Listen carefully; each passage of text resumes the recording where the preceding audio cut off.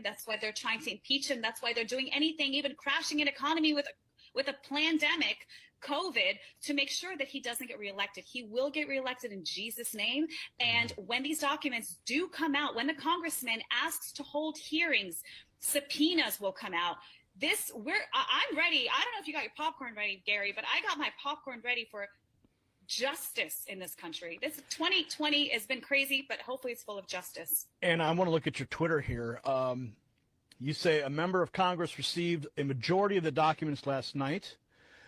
You also said a well-respected general that you all know and love said everything that came out is spot on. So you have a high-ranking general who's confirmed all of this already. Yes, this high-ranking general confirmed it with Charles Woods. He spoke to Charles Woods this morning and said everything that you have released is spot on.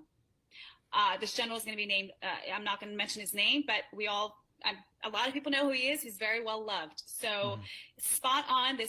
Hopefully this is the October surprise people have been rumoring about for years, but this is it, Gary. This is it. And that's why I want to ask everyone that's watching right now to share this information with anyone that you can, your liberal friends, your lefty friends. Let them have a moment to break this down in their minds before it explodes on them on national television. And I hope it does. I don't see how they can get away from this, Gary. There's, first of all, I have to say, with the amount of audios that I have heard, they can't have any excuses. There is no justification for what was caught on audio, pictures, documents that John Brennan signed. There's too much information for them to deny that this happened, way too much. So I don't think it's a surprise that Kamala Harris pushed, getting rid of nooses and for treason after the Justice Smollett case. I don't think it's a coincidence that all happened. We're about to have the most insane revelation of American history treason, the biggest that we've ever experienced in this country. Now, what do we know about the whistleblower himself and how he got the information, his role in it all? I understand that he was actually a falconer. Am I right in saying that?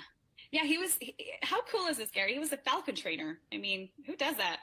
He's a falcon trainer. I can't tell you much about him, but I will say this. He has been working in the Middle East for over 20 years, has very high level connections in the Middle East. And as you could tell by watching his video, he looks like a wizard.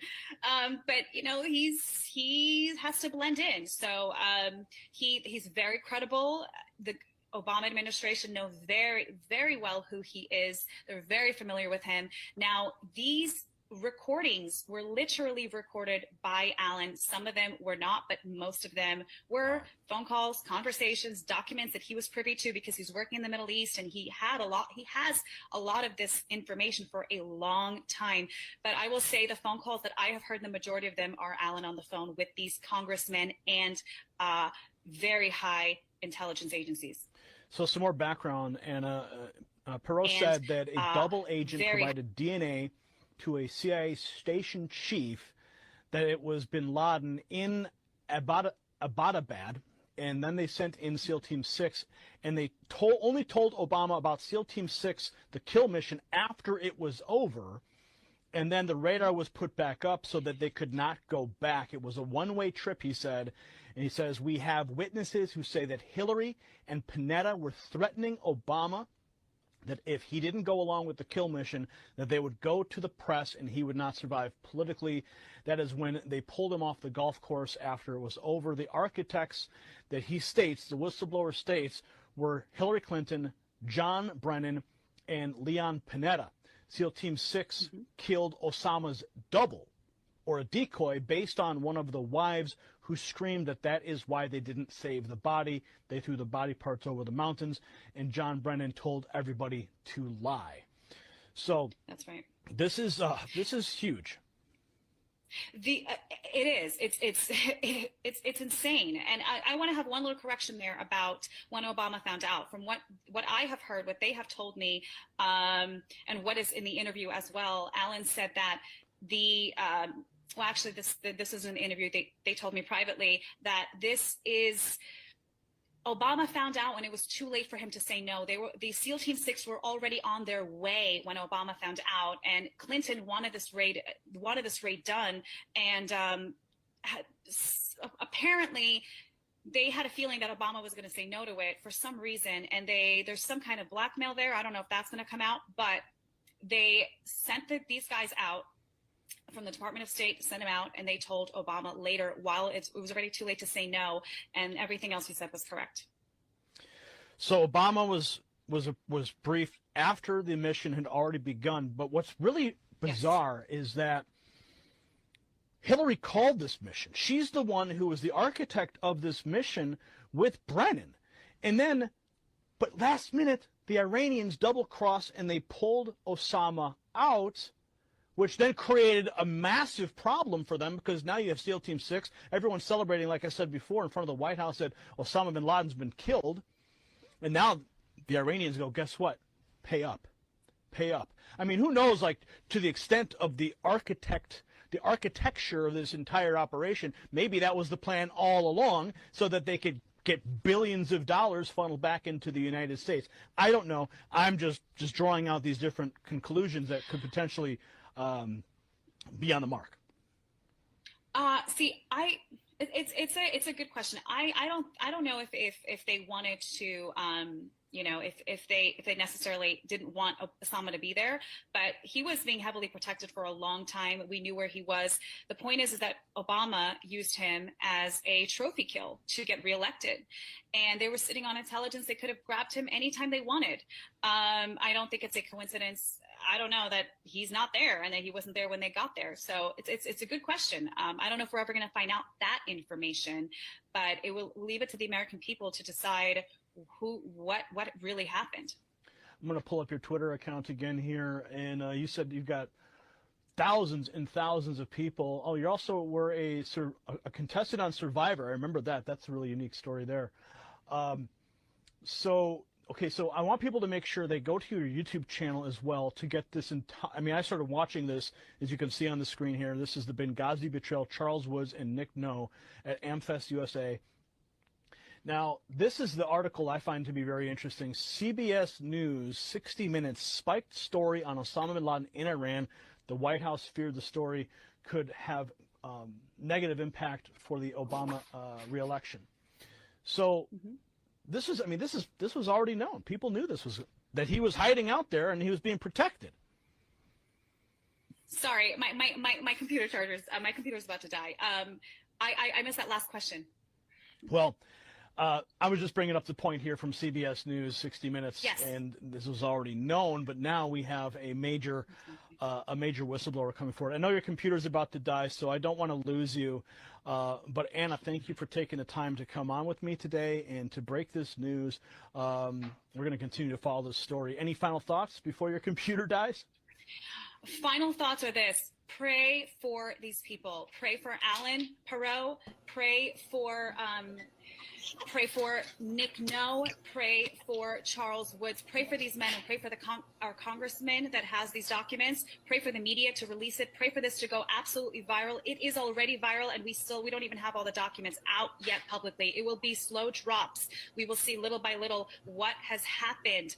And I'm telling you, it's going to explode everyone's mind, especially, I should say, including the Democrats. I have a feeling they're going to try to say this is fake news, but they cannot deny the voices they will hear. They cannot deny the documents that are going to come out. Again, they never thought that Trump would have won, and they never thought or thinking that these documents would ever come out. Pray for Alan's safety. He is out there in the Middle East. So again, he's just sorry. He is ready to be transported to a different area. I'll just say that, but just keep him in prayer. Okay. Anna, thank you so much. We certainly will do that. Lift all of them up in prayer so they can be protected. But this is tremendous information, and I cannot wait to hear the actual recordings as they go viral. It's going to be very difficult for the left to dispute these things, for Brennan and Hillary and whoever this congressman is. I'm anxious to find out who exactly this congressman is who was working with Brennan and Hillary. So you can keep that to yourself for now. I'm sure it will be breaking soon. Anna, thank you so much once again. God bless everyone. God bless America. Justice is coming in Jesus' Yep. Hopefully we'll hear more about this soon. It always takes a long time when it comes to the legal parts of it. The Democrats seem to get things through so fast, and also it's like pulling teeth, I tell you. All right, the one I was going to do on that right now is about the dimming, how they're engineering the climate, and they're trying to use that against we the people so they can extract more money from us. And, you know, the taxes, their climate change thing is often more taxes, basically, so they can keep extracting wealth. And they want to own everything, and they'll be happy is the choice. I should be on a programming note. I should be back on about 9 p.m. Eastern time. We're going to be talking about the whole Elon Musk and Trump feud. That'll be part of it, and then the border and stuff like that. What's going on with that, and the all the ICE stuff that's going on with fighting with that. Then I'll have more clips on that. Plus the one guy in Colombia that was the leader running for office that was another Trump-like person that got killed. We'll be talking about that stuff. So, all right, enjoy this.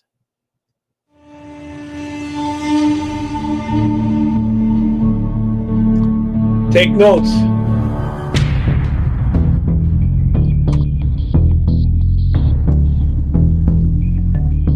I'll pop in from time to time.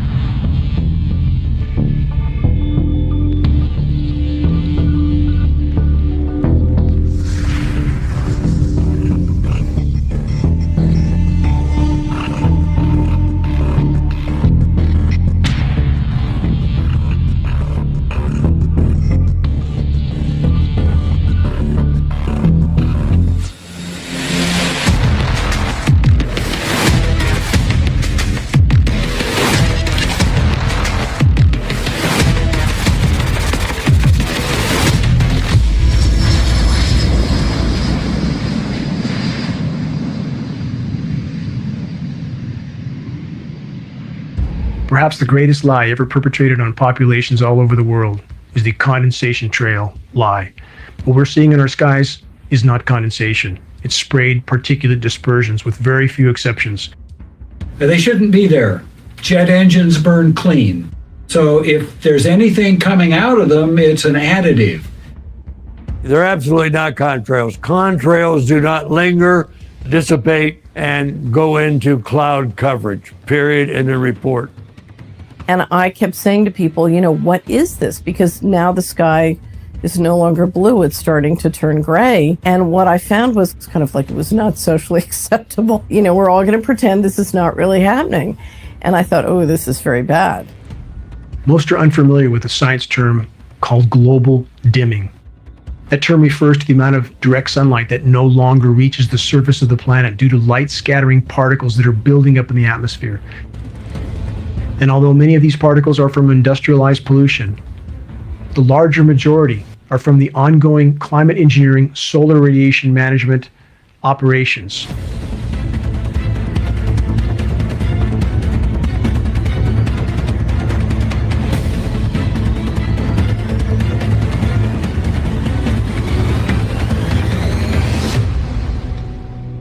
This engine, a high bypass turbofan jet engine, this is the engine that is on all military tankers and all commercial carriers, is in essence a jet-powered fan. 90% of the air that moves through this engine is non-combusted. This engine by design is nearly incapable of producing any condensation trail except under rare and extreme circumstances. And again, we have film footage of aircraft flying at altitude with nozzles visible, turning on and off.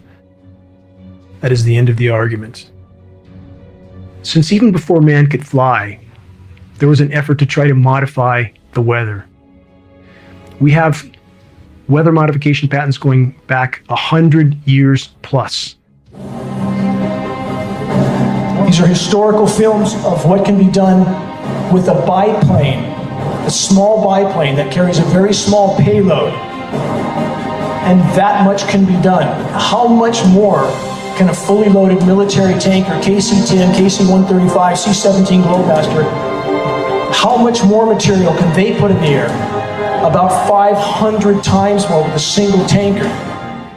In regard to the condensation trail narrative, many refer back to the trails left by World War II bombers as proof that we are only seeing condensation trails in our skies. But geoengineeringwatch.org found on military archives film footage, which we posted, of World War II B-17s at altitude turning off a sprayed dispersion. We know that climate engineering was deployed immediately after World War II, so testing was absolutely ongoing. Clearly, these bombers were used for beta testing. Film footage proves it. Weather was a weapon used over Vietnam. Would you expect that to be then deleted from the availability? No. To continue to expand the scientific aspects of it, to have it available in your portfolio of weapons would be a natural process. Therefore, should you expect that it is available on demand to have the ability to modify weather? Absolutely, within this country and others. Climate engineering is the crown jewel of the military-industrial complex. Climate engineering has been used to destabilize and topple nations all over the globe, facilitating military occupations by hostile countries like the US. We know that some of these countries are having their precipitation cut off because they have stated so on the floor of the UN, like the president of Iran stating emphatically that NATO weather modification programs were cutting off the precipitation to Iran, but US media never covered it. We have an economic model operating globally, which is operating based on covert force. And I have very serious questions after watching the financial patterns as to whether that financial force or that force includes weather warfare. People were coming to me, telling me about this. So because of that, I went to the government in Ottawa under Freedom of Information. There was a 40-page report, of which half the pages were completely blank, and the other half had a lot of blank outs. But there was sufficient information to tell me that, yeah, they're aware. They call it geoengineering. One of the big problems is that when we find some new technology, we get all excited by it, by the potential benefits of that technology, and often implement it and use the technology before we have any idea of the negative effects. Shouldn't it be considered that every breath we take is laden with highly toxic particles that are wreaking havoc in our own bodies? Particles that aren't being reported by any air quality testing systems. Any official air quality testing are looking for PM10 or PM2.5, 2.5 microns at best. The climate engineering nanoparticulates are exponentially smaller. They go virtually unreported. These nanomaterials generate reactive oxygen species in biological materials, damage tissue, lead to advanced aging, cause cancer, causative agents of dementia. So, yeah, we might think that we're doing something positive for humanity to save our species, but we're also poisoning ourselves. Eventually, with the team that we formed at geoengineeringwatch.org, we were able to acquire a NOAA flying lab. We were able to test at altitude to confirm the elements that were showing up at the surface. Our intention was to do a point-to-point sampling mission. We could see these obvious patterns that were being laid out in the sky. We were really thankful for the opportunity to be able to get up to altitude. And on the return mission, we noticed that that cloud layer had descended, and we sampled below the cloud layer, we sampled through that confluent layer and above it. We found exactly the same elements listed in climate engineering patents, the same elements we found on countless surface tests of precipitation from all over the globe.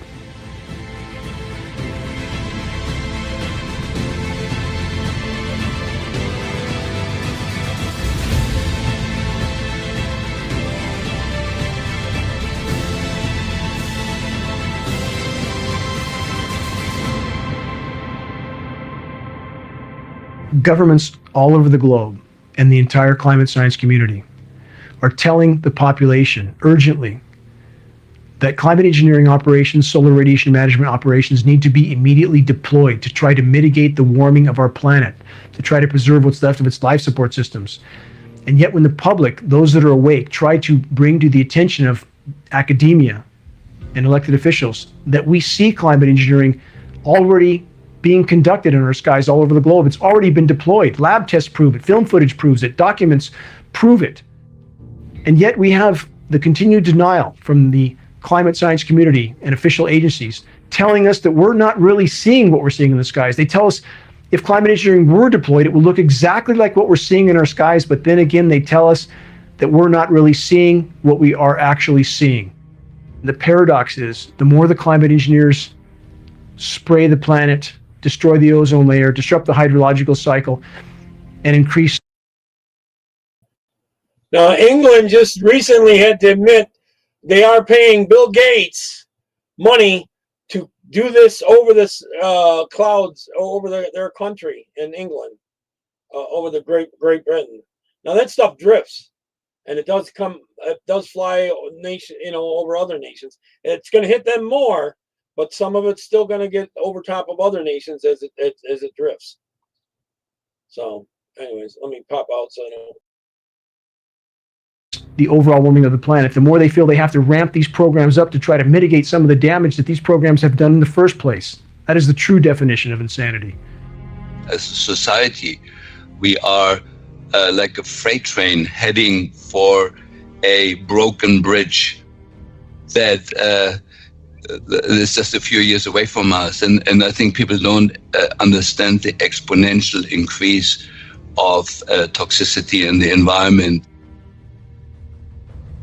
These operations should be considered the most insane endeavor ever deployed by the human race. These operations are systematically derailing all of Earth's life support systems in the attempt to blot out the sun. The myopic, short-term objective of trying to cool the planet while worsening the overall warming. The climate engineers, if these operations are allowed to continue, are pounding the nails into our collective coffins. From a scientific perspective, and what we know about nanomaterials and their effect on human health and the environment, this is a serious problem. And it really does warrant further scientific investigation. We need the answers to get to the bottom of this national security problem.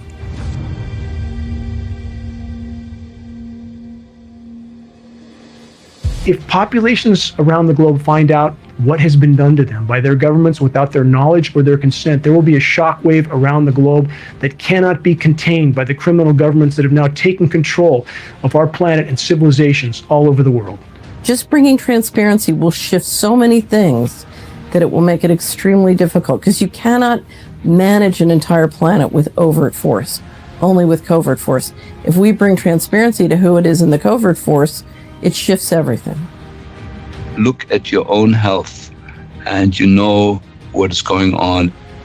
And if you love your children, join us in fighting what we need to fight. It's a just fight, it's the right fight, it's the right cause. And if the climate engineering operations, which are derailing Earth's life support systems, are not immediately exposed and halted, all other challenges for the human race become moot, because the planet will no longer support life. We are in completely uncharted territory. Virtually the entire web of life is being systematically contaminated and decimated by the ongoing climate engineering operations, on top of all other forms of human activity or anthropogenic activity that are wreaking havoc in the web of life. Climate engineering, mathematically, statistically speaking, is the single greatest and most immediate threat we collectively face, short of nuclear cataclysm. Sounds like pure science fiction, but there is a growing underground movement of people who believe that our harsh drought is part of a government conspiracy.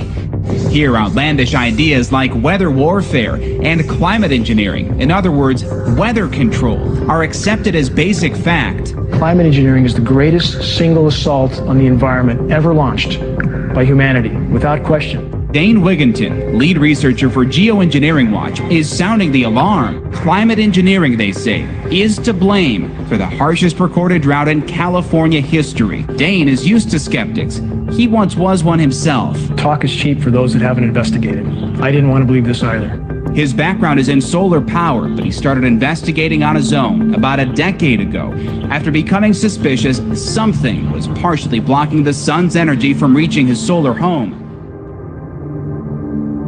I grew up in Southern California, choking in a sea of smog. None of the adults around me seemed concerned about the conditions, but for me, life in the toxic murk was intolerable.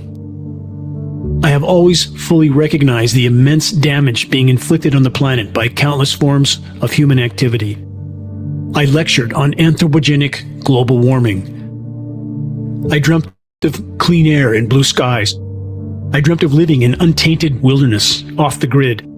I dreamt of planting trees and watching them grow and thrive. I dreamt of coexisting with the wild inhabitants of the forest. I finally made it to the serene setting I had craved for so long, a remote forested mountaintop in Northern California. But the dream soon turned to a nightmare. When I began to lose significant amounts of my solar power uptake from my off-grid wilderness home, I knew something was radically wrong.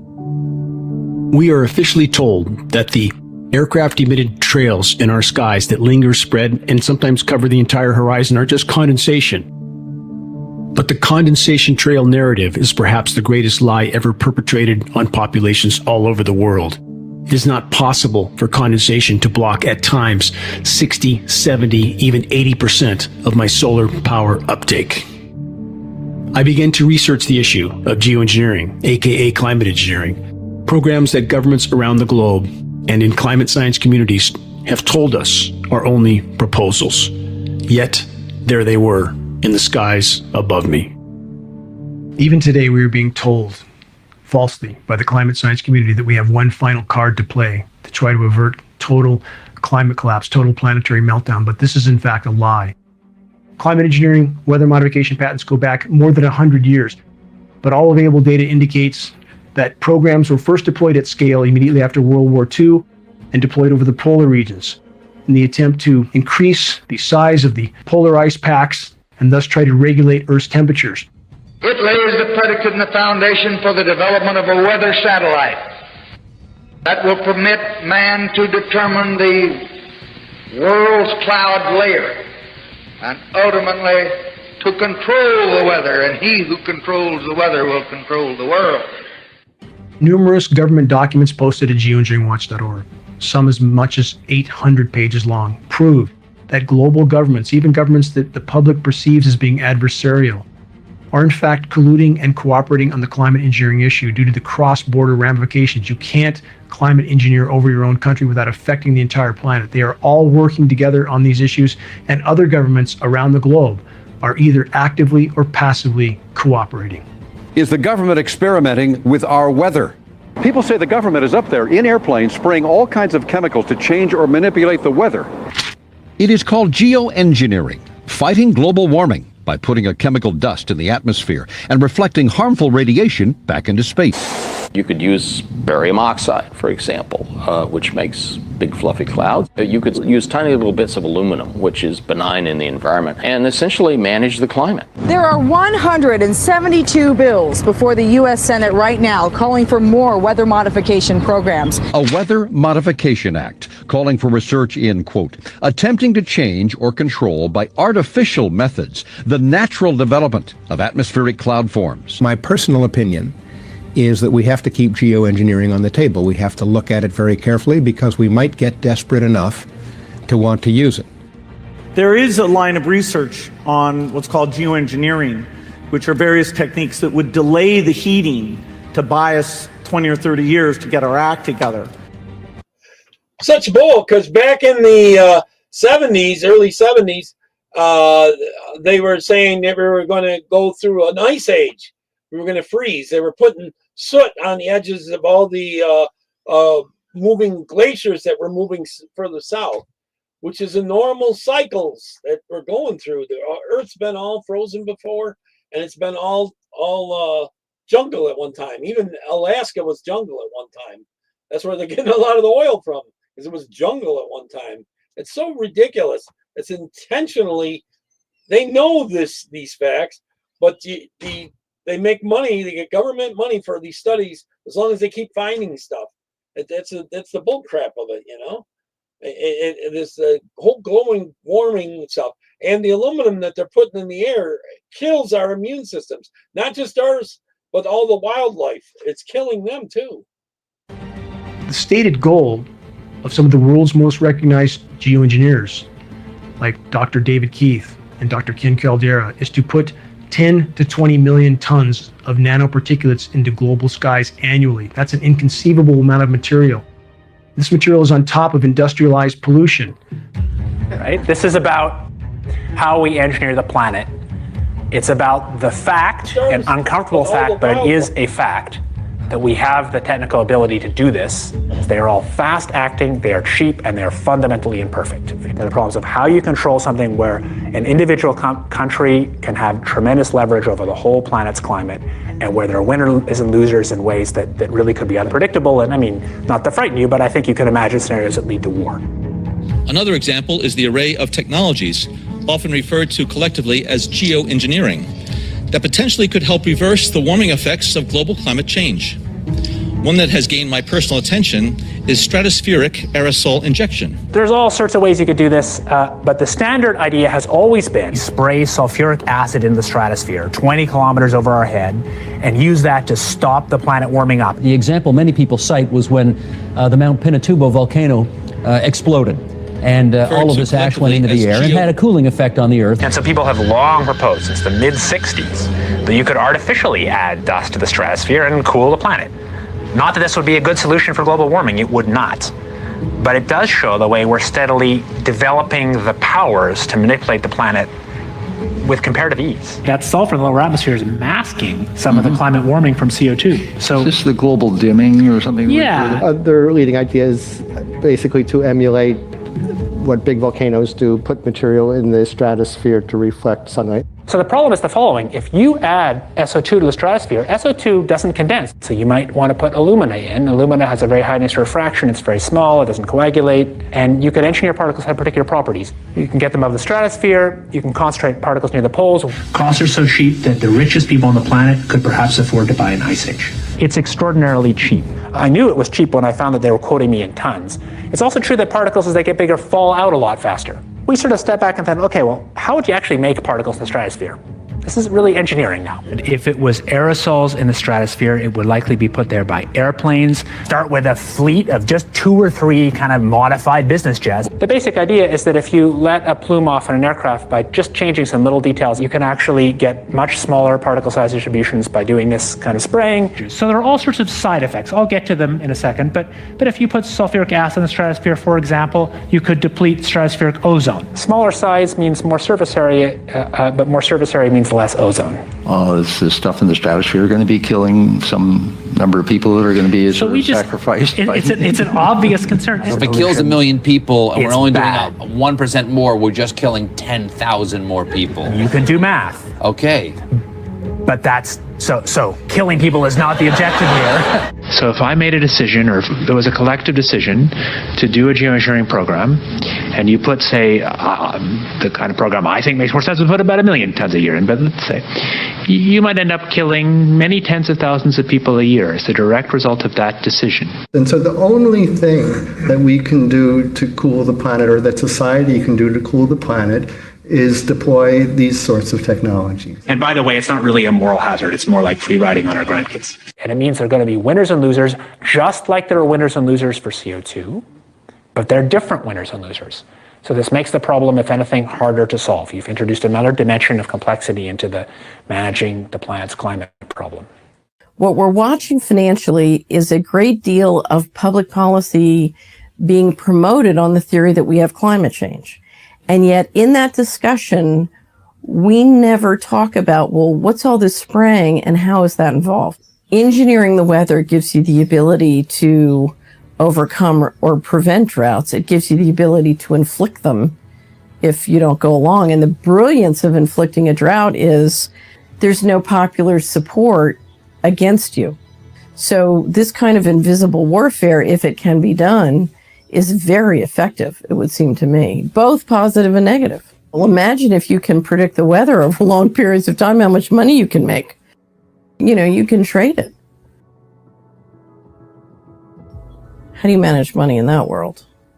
Many people message me confused and bewildered as to how it is possible that such colossal programs can occur in skies above our heads, programs of climate engineering and solar radiation management that are literally decimating Earth's life support systems. And these programs are not being acknowledged by any official source, not being acknowledged by the climate science community that has indeed betrayed the human race and the entire web of life by their denial of the ongoing climate engineering elephant in our skies.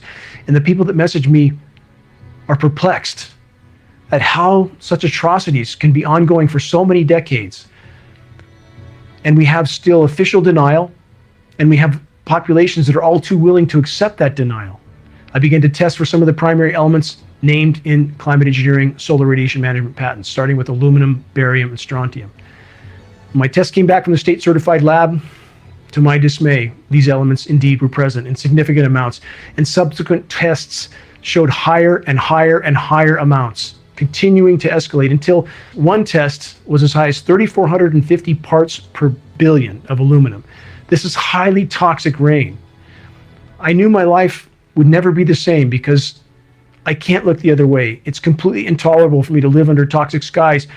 And what about the trees? What about the bats, the bears, the birds, the bees? They have no voice except for us.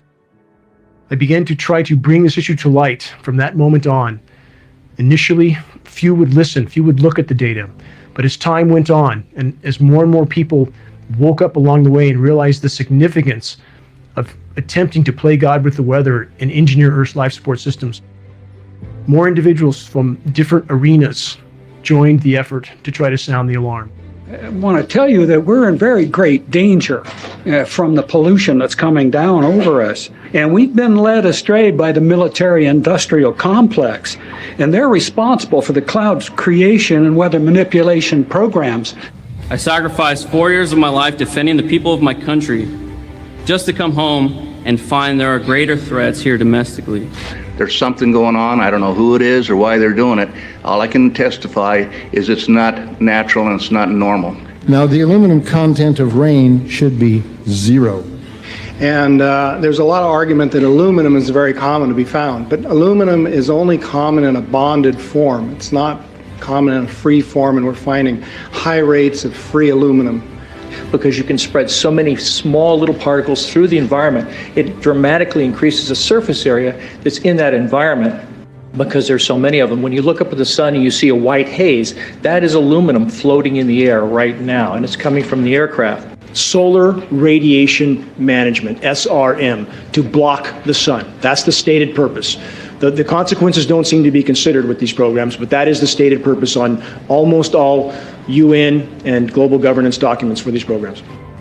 And in the past 5 years, I have seen the number of patients with Alzheimer's disease, Parkinson's, and other neurodegenerative diseases tremendously increase, almost quadruple. United States code says you cannot experiment on the American public, and if you do, you got to report it to Congress within 30 days. Where's the proof it did that? But it is also to get the media to start reporting on this. So all of us have a consequence that we may not be aware of, and it is important for all of us to join together and to put a stop to these programs and to hold public discussions on them for as much as possible. And I want all of you to know that it's important that we realize that this is not normal and natural, that these are programs, experimental programs that are being conducted at this time, and we all have to stand up and say no.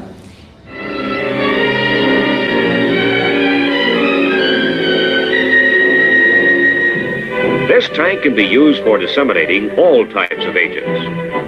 Anti-crop spray from aircraft using the Aero X2A has proved very effective in field trials. For larger planes, the Air Force has perfected spray equipment. This B-17 has several spraying nozzles and carries the tank in the bomb bay.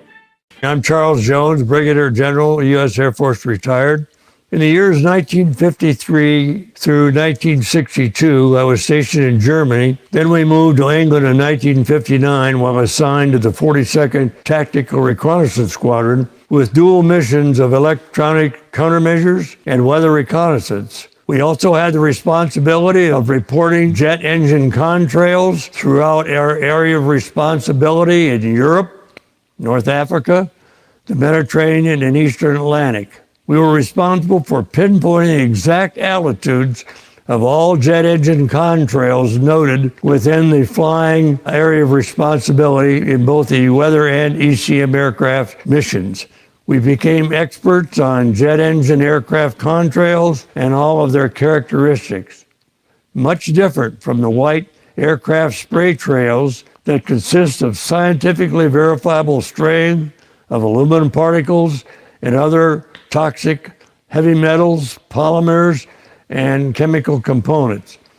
These are the long white spray trails that linger and slowly expand into light cloud cover that soon cover entire areas with an overcast, very light cloud cover. We're never going to get to the bottom of climate change until everything is laid on the table about geoengineering and the disasters that it can and is causing.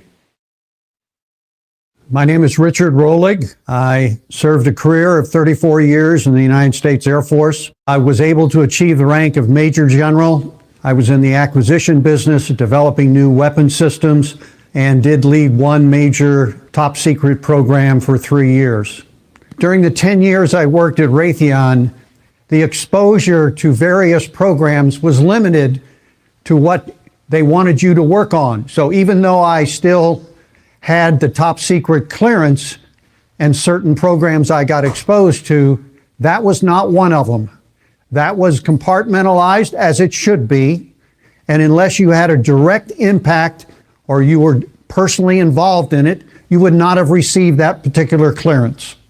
It goes back to around October of 17.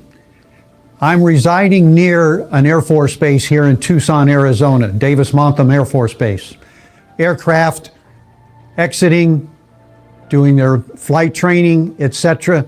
And having lived around Air Force my whole life, my father even being a pilot, it became obvious to me that the contrails that were coming out of some of the aircraft in the local area were not normal looking. They took on a different texture, they spread differently, and so as a result, I started talking to a couple ex-pilots that are part of the organizations, asked them to look at it. My wife is a pilot. I had brought her out of the house. We looked at the contrails, and it was obvious that they were not normal. So as a result, we started doing a little research. Yeah, we called it the elephant in the sky. I mean, everybody on the planet is looking up and seeing this kind of spraying going on. I became involved in weather modification analysis due to my background as a weather observer in the United States Air Force. And as I was looking at the jet clouds in the sky, I realized that that's certainly not normal. And so I've been watching these abnormal clouds for a long time.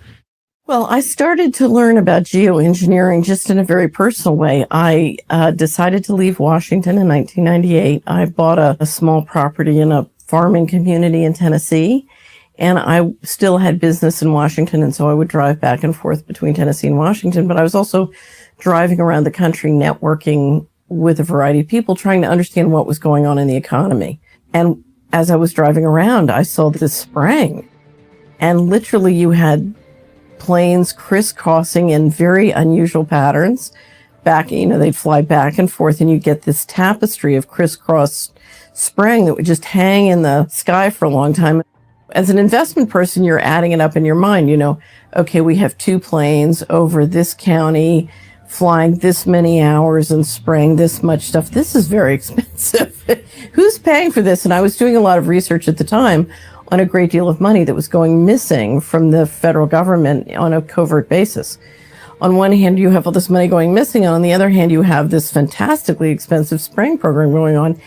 The ongoing global climate engineering operations must be considered a new Manhattan Project on a scale that is almost inconceivable. Governments all over the globe are either actively or passively participating in the ongoing climate engineering insanity, all for their own reasons, all in the attempt to keep business as usual until the last possible moment.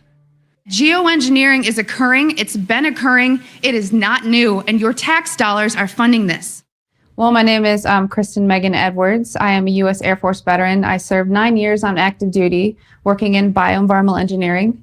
Upon my separation, which was honorably, I went and worked for the VA in the Veterans Health Administration as an industrial hygienist and an environmental specialist. So as an industrial hygienist, my job was to protect people from such things as heavy carcinogenic metals and hazardous materials. And through that, all items that came on base was approved through what is called an Air Force Form 3952. And that is a hazardous materials acquisition. So in order for a chemical to be brought on base, it had to be tied to a specific task. If people were painting aircraft, we knew where that paint was going and what it was being used for. And this was all for liability. So when you start to find constituents coming on the base that you're trying to remove from the base and engineer out through different industrial processes, that was a red flag for me and really told me to do my own research. I've often wondered with the large amount of people in all branches of the military who work in an environmental facet, why they aren't coming forward. I don't think a lot of people are connecting the dots. Now, I wouldn't have stumbled upon why these constituents were being brought on base unless I had heard about geoengineering. So a lot of times I think people are supporting an operation but haven't really seen outside information to tie it to why this is going on. To see how much taxpayer dollars are used in military operations, whether they're peacetime or wartime, to see how much money is spent to reduce hazards, again, that affect human health and impact the environment, is a complete contradiction to geoengineering using wartime exemptions to not be cited through the EPA. This is a huge waste. This is fraud and waste from the US government. And that this is allowed to go on to me is unbelievable. I think it's one of the most dangerous, diabolical things that has ever happened to us. It's the most dangerous thing short of a nuclear cataclysm. So I take it very, very seriously and will do everything I can to try and expose the problem and encourage people to do likewise. Well, when I was growing up, I was really a fan of Kurt Vonnegut, and Kurt wrote some remarkable works. And I later learned that most of the fodder for that work came from the work of his brother, Bernard Vonnegut, who was a scientist at GE under Irving Langmuir, the lead scientist there. That work was focused on the production of ice crystals at elevated temperature using a compound called silver iodide. I would like to take you into the laboratory and show you a few of the experiments that led us to our outdoor experiments in converting clouds into snow. These are some which I photographed that were formed in the laboratory. This is a picture of the first cloud that we seeded back last November. Putting dry ice from a small dispenser in the bottom of the plane, under many conditions of course, full-fledged snowstorms will be produced in this way. Nature at last has permitted to do a little something about the weather. These were something that scientists had worked on, developed through the 1940s, 50s, and 60s, and was likely being deployed even today. The research done by Vonnegut and Langmuir coincided with changes in our sky. As these programs, or at least this type of research, increased, the skies started to change. My first real observation of those changes and real awareness of it came, I was looking up and saw patterned skies of these trails that were being laid out by planes, then developing into confluent layers that would drift perhaps hundreds of miles, changes the weather, changes the temperature around you. Also, the light intensity and the quality of light was changing. It was funny that there was not really a lot of published literature on this material. There had been some governmental reports that I had dug into. There was some evidence that this type of research was being conducted. And in fact, there was a presentation that was given where Dane Wigginton asked some questions about the materials that they were discussing and their possible role in weather modification programs. Numerous air quality studies, including from CARB, California Air Quality Resource Board, have named submicron-sized particulates as being particularly harmful for human respiration. Through all the discussions today, I have not heard any mention of this fallout, and has this been studied, and also the effects of a highly reactive metal like aluminum on toxifying soils and waters? The question is, what would be the effects of these materials on human health if they came down into the stratosphere? In particular, small particles and aluminum. In our climate model, we looked at how much additional acid rain, acid snow you would get from the sulfur coming out of the stratosphere if you did it at a rate of 5 megatons per year or 10 megatons per year of sulfate. And it turns out that amount is so much smaller than what humans put into the troposphere on an annual basis by burning fossil fuels as a byproduct, that even in pristine areas, the soil would have a buffering capacity and it wouldn't be harmful. So the collaborators of mine working on the aerosol scheme are actually folks from Carnegie Mellon who focused on human health impacts. And while we haven't published it, that was the very first thing we did, was do the order of magnitude calculation in the federal pencil paper, but with an expert on human health impacts about whether there could be an issue. And the answer is no, clear-cut no. So for the numbers of particles going in the stratosphere are so tiny compared to the loadings on human health. There are other things that worry me a lot, like the rain on these particles in the upper troposphere when they might affect high clouds. And for aluminum or other particles, there are a lot of toxicological things that need to get looked at seriously. But if you're just thinking about the sheer number of particles and the human health impact of small particles, the answer is, well, we haven't published it. That was the first thing we looked at with some of the leading experts who do epidemiological research on human health impacts, and it's not even close to being an issue. So 10 megatons of aluminum dumped into the atmosphere will have no human health impacts. So let me be more careful here. We're to separate out the toxicological, so the aluminum we've only begun to research and published nothing. The question I was asking was purely about particle number density. So what we did is we said, we looked at some global estimates now. We have aerosol global estimates that were built for epidemiological purposes of the global loading of aerosols in terms of health impacts. And we said if we added on top of that what we're doing from the stratospheric aerosols, could it have any impact? And the answer is that was totally irrelevant. But that was just on particle number. We haven't done anything serious on alumina, and so there could be something terrible that we'll find tomorrow we haven't looked at. So after I saw that footage, I contacted Dane and I started asking him some questions myself because I was interested in what he knew already. I mean, he was very forthcoming with all types of information. I realized that he had published a lot of material online, and I started perusing that material and found that, he was digging at something where there was, again, a lack of available scientific evidence, and that's where I became quite interested in contributing in any way that I could. I then, working further with Dane, and with great thanks to our contributors, was able to take a number of flights where we could sample through these condensation trails or these confluent layers that had been laid out earlier in the day. So on the first sampling mission, where there was, we started at the Baltimore-Washington International Airport. The University of Maryland has a twin-engine Cessna that is a flying laboratory. It has a sampling nozzle at the front of the plane that collects air samples prior to any contact with the plane or the engines or anything behind.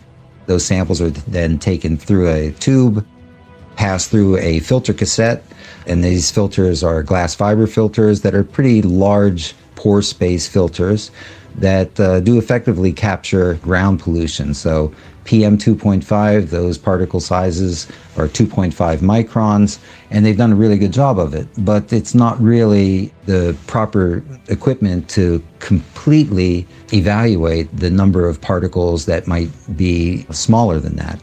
And we're talking 10 to 100 times smaller than the PM 2.5 particles. But those do capture some of them.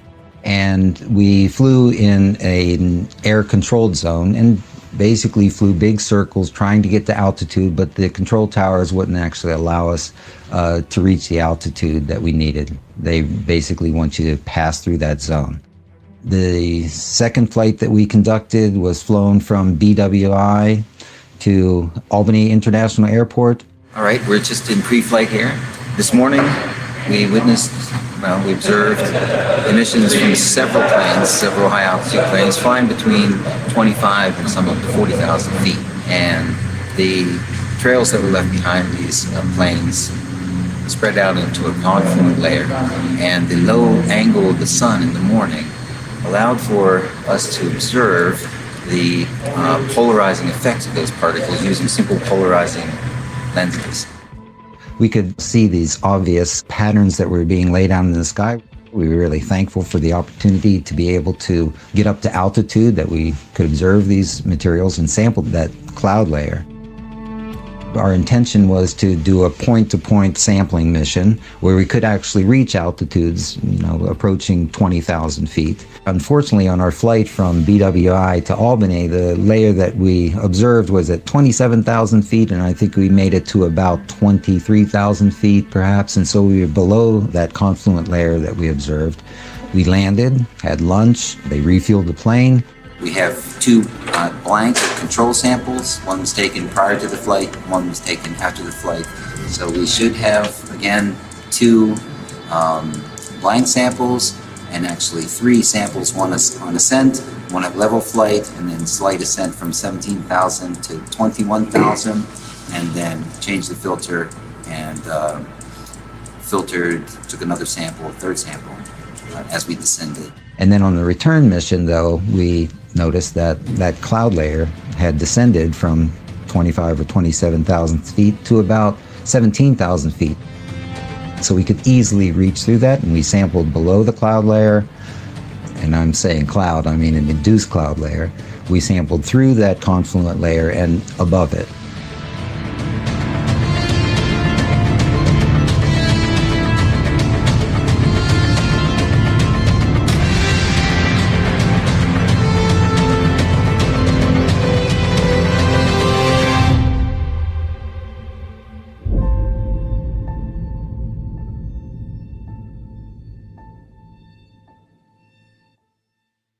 The basic building blocks of climate engineering are to saturate the atmosphere with electrically conductive light scattering particles and polymers, particles like aluminum, barium, strontium, manganese.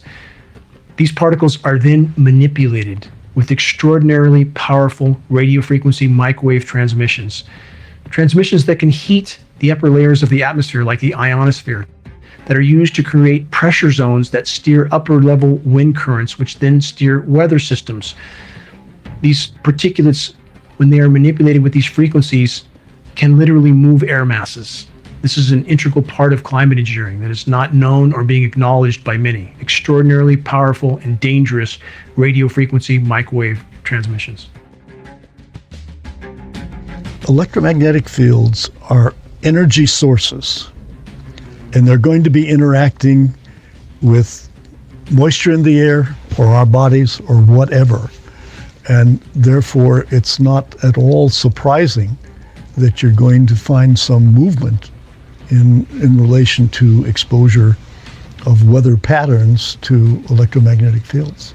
When you have things like HAARP that can send electromagnetic waves into the air column, if you send, lower frequencies, you can calm it all down and you can cool it. Or you can excite it and you can heat it up. So there's complete control of temperature within the environment. In 1985, Bernard Eastland applied for patents. Many claim that these patents have become the blueprint for HAARP, High Frequency Active Auroral Research Program. HAARP is a large antenna where we beam radio frequency energy up into the upper atmosphere. Applications discussed in the patents included destroying missiles. Communications control and disruption were included. There were some other ideas, both to possibly modify weather. What we can do with an antenna is change the portion of the sky into which we insert the energy. HARP's combined antennae generate a focused billion-watt high-frequency radio beam, which penetrates the lower ionosphere and interacts with the currents of the auroral electrojet. In certain applications, the military acknowledges that it can literally lift the ionosphere. And what they say is, it's not a problem, it's a short period of time, yet when you lift the ionosphere up, the lower atmosphere rushes in and fills that void, which changes localized weather patterns. At its biggest size suggested, if you beamed it for an hour and a half, that would equal the energy in a hydrogen bomb. HARP is only one installation of perhaps 100 that are on that scale around the globe. You can create high-pressure domes. In the Northern Hemisphere, that creates a clockwise spin, just like the pulley. That allows them to steer the upper-level winds into nearly any configuration they wish. So the areas that are under that high-pressure dome fry. They fry. Take a look at that round bubble. Is that not telling? That's a high-pressure dome parked right over the top of us that ensures nothing can flow in. You would never see this meteorologically 20 years ago. Never. When you have two things that have the same mechanism of action, one would expect that their effects would be either additive or more than additive, that being synergistic. So when we're talking about weather patterns, so you have fog, you have water droplets, you have water in the air. When those water droplets are irradiated with microwaves, they're going to do the same thing they do in our body. They're going to generate reactive oxygen species.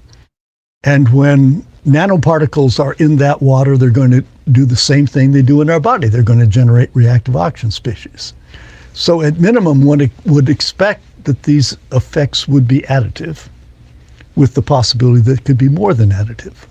And if frequencies do that to particulates, again, what's it doing to us? What's it doing to the web of life? Given anything that's alive has water in it in some form or another, what's happening to us with this? And watch what happens to a flow of water when it's exposed to frequency. Very hard to believe, and when you feel that with particulates, the effect is even more profound. There's a radio frequency transmitter that, based on the signal transmission direction, is isolating precipitation and blocking out a whole section of precipitation. These are one of the radio frequency transmitters, and they're being put up all over the country, all over the world, wherever the grid power will support them. Again, you saw the radio frequency transmission carving out a 90-degree inside corner. That's the overall effect in the end. Completely unnatural. There's not a meteorologist that doesn't know this is going on. No chance. Many ask this question: can cyclones, can hurricanes be manipulated? The short answer is yes. Project Cirrus. The U.S. military has been engaged in hurricane manipulation programs since at least 1947. And these programs have been ongoing ever since, although the U.S. military denies it. They claim they stopped this research. That is a blatant lie. Geoengineering.org has captured film footage of the radio frequency transmissions being used to manipulate the atmospheric particulates sprayed by climate engineering operations in order to steer and direct hurricanes. They can be manipulated to a degree that few can comprehend. We have NASA satellite images available at Geoengineering. So I probably got some echo that way. I think they totally steered the storms together for the whole in North Carolina area there. It's not normal for them to get hurricanes like that and all that on top of each other. You know, that was ridiculous. So that's what my opinion. I don't know what people in the chat think. Watch.org that show extraordinary atmospheric manipulation off the west coast of Africa, where cyclones in the Atlantic basin originate. There's no theory, there's no hypothesis, there's no conjecture. Cyclone manipulation is absolutely, positively being done. Some of this technology actually came out of the stealth program. Stealth was the idea that you would try to reduce the amount of radar energy that would be reflected off of an aircraft. You could put particles of metal into the paint itself. These particles would then absorb the energy. But if you put that up into the air and then you broadcast a signal that is tuned to the exact frequency that matches the size. And this is the key. All of these particles are the same exact size, so they respond to a specific frequency. So when you transmit this frequency, you can get all those particles to heat up. And if that mass of air has moisture in it, any kind of humidity at all, it all rises and expands. So this is how you can actually generate a weather system. A primary aspect of climate engineering is the climate engineer's ability to manufacture winter weather with patented processes of chemical ice nucleation for weather modification. In doing so, they can seed cloud moisture with what is termed endothermic reacting elements, energy absorbing elements that create a cold, dense layer of air that sinks to the surface of the planet and creates a shallow layer of cold, perhaps a few hundred feet thick, that creates the illusion of winter weather on a planet that's in total meltdown. So the surface temperatures are in fact very cold, sometimes astoundingly cold, but it's a shallow surface layer, manufacturing winter weather events that are then sensationalized by corporate media, dividing the population, again, confusing them as to the true state of the planet and the true temperatures on planet Earth. They have focused oftentimes on particular regions, like in 2014 in Boston on the east coast of the US, creating snowstorm after snowstorm after snowstorm with chemically nucleated moisture and creating sensationalized headlines from that event. 100 million Americans have been hit by a winter storm, packing pretty much everything in the weather arsenal. And convincing. So they can tax us some more, tax us some more, tax us some more, tax us some more. That's what their goal is, to extract more wealth from us and take more rights from us too. You know, like here, Khaki Hochul here in New York is trying to take away gas burners and that shit on this reason, for this reason. Extract more money, extract more power. They want to all live in these little tiny places, you know, so they can control it. Much of the population that there was nothing wrong with the climate, that there was in fact record cold in some places, and thus in places where there was record warmth even during winter months, people tend to ignore that. As the planetary warming becomes a runaway event, the chemical ice nucleation elements that have been seeded into cloud moisture reach the surface before freezing. Thus, so-called frozen rain and ice storms are increasingly becoming the norm. How many know of the ice balls showing up on the shores of Lake Michigan, covering beaches, often 75 pounds or more, occurring at times on water that is 40 degrees plus Fahrenheit? How does that happen? From chemical ice nucleation. This is nothing short of winter weather warfare, complete with destructive ice accumulations from the chemical ice nucleation cloud seeding and dangerously slick snow-like frozen material that contains surfactants. They're used in climate engineering chemical ice nucleation cloud seeding operations in order to reduce particle coagulation, i.e. to keep the climate engineering elements from sticking together and forming larger particulates that would sink faster to the planet, which would not be conducive to the winter weather warfare scenario. The cryosphere, Earth's ice deposits, are melting at a pace that is unprecedented in the geologic past. The true magnitude of the planetary meltdown has been masked by statistical falsification. The climate engineers have attempted to hide this fact from populations. In order to mask the true severity of polar meltdown from populations, the climate engineers have utilized methods of sea surface ice nucleation. The effect of these operations can easily be distinguished on satellite images. The paradox with sea surface ice nucleation is this. The climate engineers are actually putting a lid or a cap on oceans that are already too warm for natural ice nucleation to occur. In doing so, the climate engineers are, in effect, sealing the heat in the oceans, thus increasing the overall heating of the planet.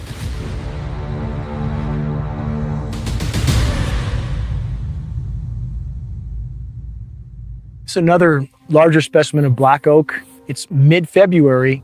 It's already leafing out. It's 2 months ahead of when it should be leafing out. The leaves last fall stayed on the trees, and in late November, December, when a certain series of rains comes, we've seen this the last 4 years, all the leaves on the deciduous trees wad up dead, but still hang on the tree. As you see lower down on this tree, that's what we have. It appears to us as if some sort of defoliant is included in the aerosol spray mix.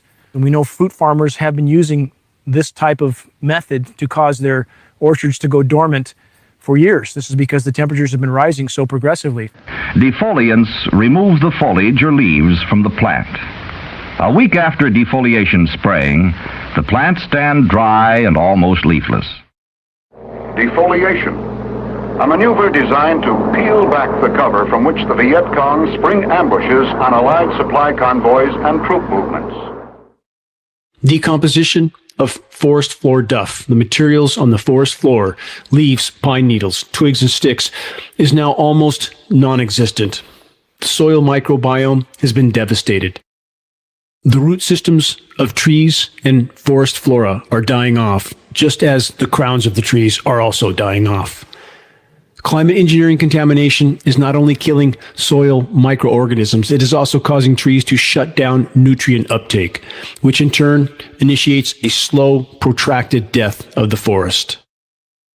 Because of Earth's collapsing ozone layer, intense UV radiation is causing the stomata, the respiratory ports of trees, to shut down. Thus, trees don't respirate. They can't feed. They're simply dormant. The forest no longer smells like a forest because the trees are not breathing. Even during the spring and summer months, an increasing number of trees are growthless. What we are left with is stagnant, silent, dry, dead, and dying forests that are just a spark away from total incineration. Every single person that I've talked to so far has made the mention that I don't know why it's doing what it's doing. It's burning differently. It's burning more aggressive than it has in years past. And I know we say that every year, but it's unprecedented. It's burning in every direction all at the same time. The single greatest factor that is creating the conditions for the unprecedented wildfires all over the globe is climate engineering. Why? Because climate engineering is disrupting the hydrological cycle, i.e. the rain cycle. Climate engineering is destroying the ozone layer, which is bombarding forests with incredibly intense UV radiation, killing them from the top down. Climate engineering is ionizing the atmosphere, making it more electrically conductive, and this in turn facilitates more dry lightning, igniting yet more fires. Climate engineering is blanketing forest foliage and forest floors with a highly incendiary dust, aluminum nanoparticulates, barium, polymers. This further adds to the flammability of the forest. From every conceivable direction, climate engineering is the single greatest causal factor in regard to the epic forest fires that are consuming forests all over the globe. The equilibrium of our planet has been completely obliterated. And there are now feedback loops that have been triggered, as many as 50. It means once you knock a domino over, that domino knocks over a larger domino and still a larger domino. And the process continues, and that is now occurring on planet Earth. And now we have methane releasing from formerly frozen methane hydrate deposits all over the globe, in Siberian tundra, on the Arctic seafloor. Methane is escaping, rising into the atmosphere, and covering the planet like a layer of glass. Methane, over a 10-year time horizon, is from 100 to 120 times more potent than CO2 as a greenhouse gas.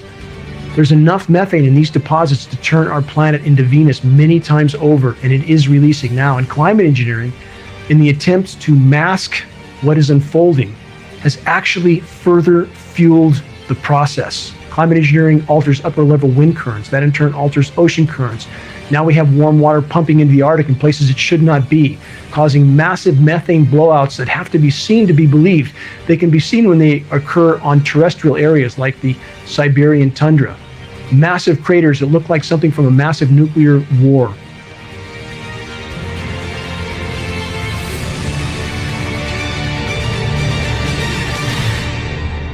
The question is that people should be asking is if this is going on, The Arctic in places why it is should nobody not be. talking about it? Under the security classifications that a program can have directed upon it, it can keep it in a narrow vein and keep transparency away totally. Absolutely. And the same can be with the contractors and subcontractors that work on the same program. That is to be expected. Any contractor that deals with a classified program will be as compartmentalized as the government program office is. That's the whole purpose. The ground rules are the same. In fact, you can't even bring that home and talk about it with your family or your friends or other work parties that are not also cleared on that specific program, whatever program that is. You only are told what you need to know. And so they assume that most people don't need to know anything, and the rest to only know a little bit, except the people who are pulling the strings.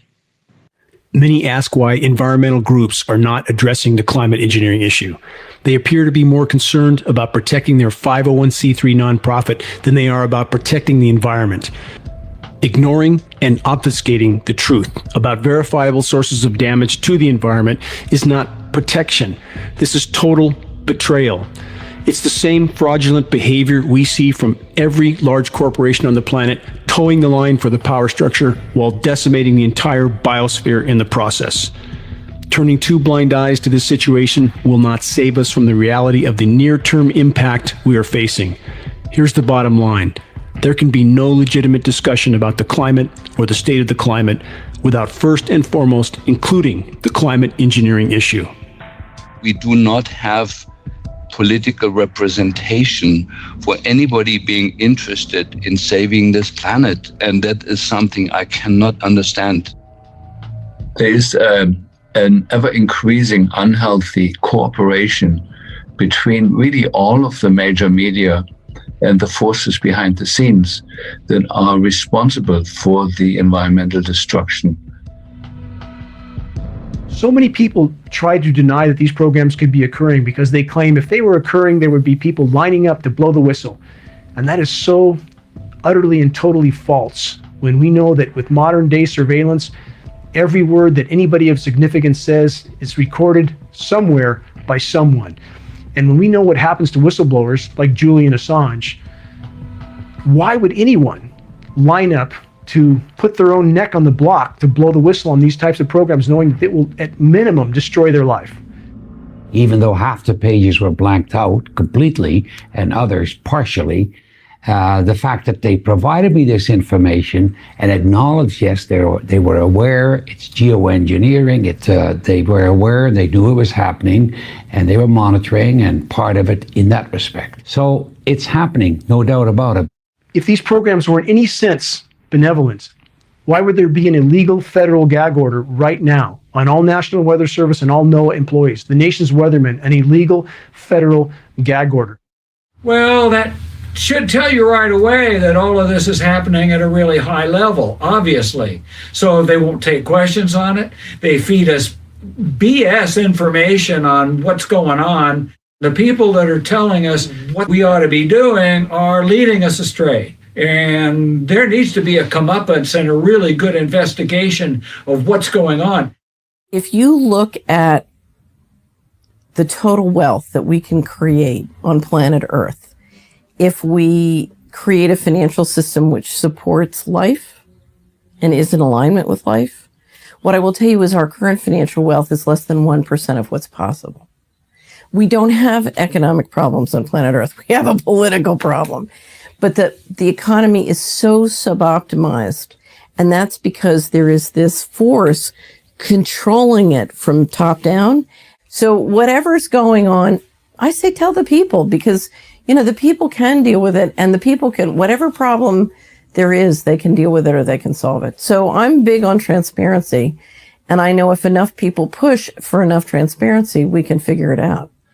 Could a strange substance found by a Southwest Arkansas man be part of a government test? KSLA News 12 investigation reporter Jeff Farrell shows us the results of testing we had done about what's in our skies. They begin as normal contrails from a jet engine, but do not fade away like a normal contrail. KSLA News 12 had the sample tested at a lab. The results? A high level of barium, 6.8 parts per million, more than 3 times the toxic level set by the EPA. We're just about ready to go into the clean room facility.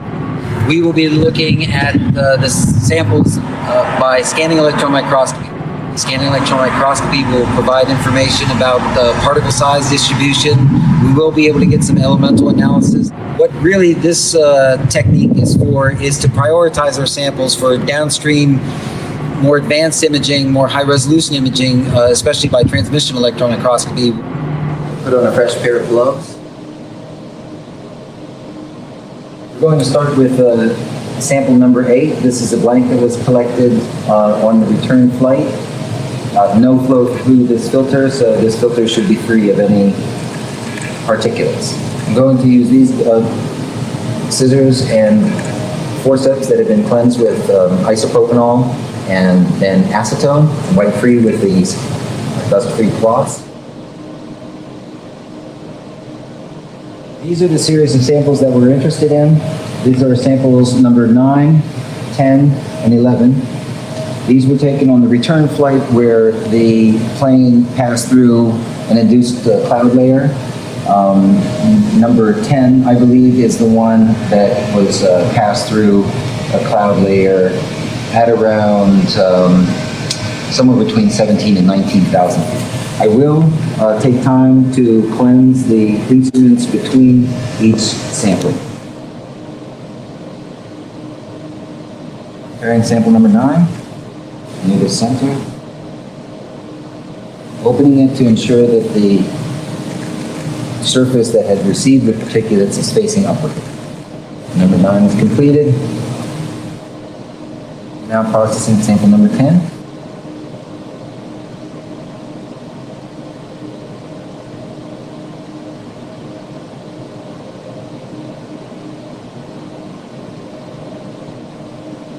One additional sample. This blank sample was taken after the plane landed and 3 of the samples containing actual airflow particulates had been collected. So we have one prior to the mission and one at the conclusion of the mission. Prior to imaging, these samples are coated with a thin layer of platinum.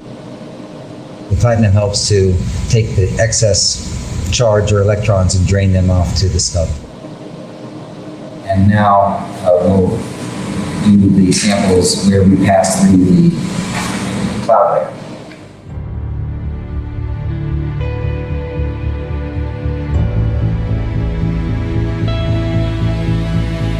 A few little bright particles. This particle here is probably the one that we'll do the most analysis on. So the general image that we're seeing now are the glass fibers from the glass fiber filter itself, and the bright particles or bright areas that we see are areas operating in the so-called backscatter mode of this microscope, collects electrons that are backscattered, especially from metal center compounds. But you can clearly see the lighter and darker contrasted areas there, suggesting that it's an aggregate. Mm-hmm.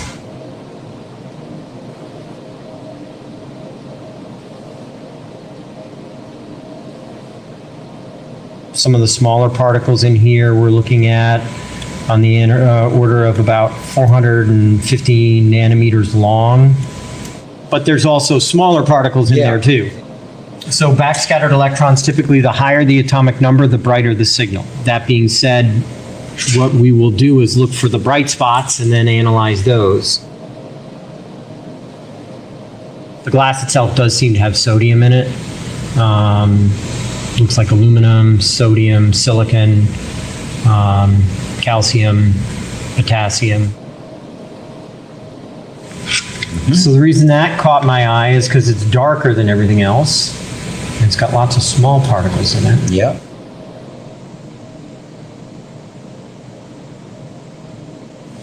And this gives us a lot of information. Again, it identifies which filters have qualitatively more materials, just, basically we see more material on it. It also gives us information about size of particles and potential for aggregates that we might be dealing with in the samples. Barium sulfide again. So barium sulfide is interesting. What he's doing now is just getting a high resolution image of it to see if this is indeed a single particle or if there's any evidence that there's an aggregate of smaller particles.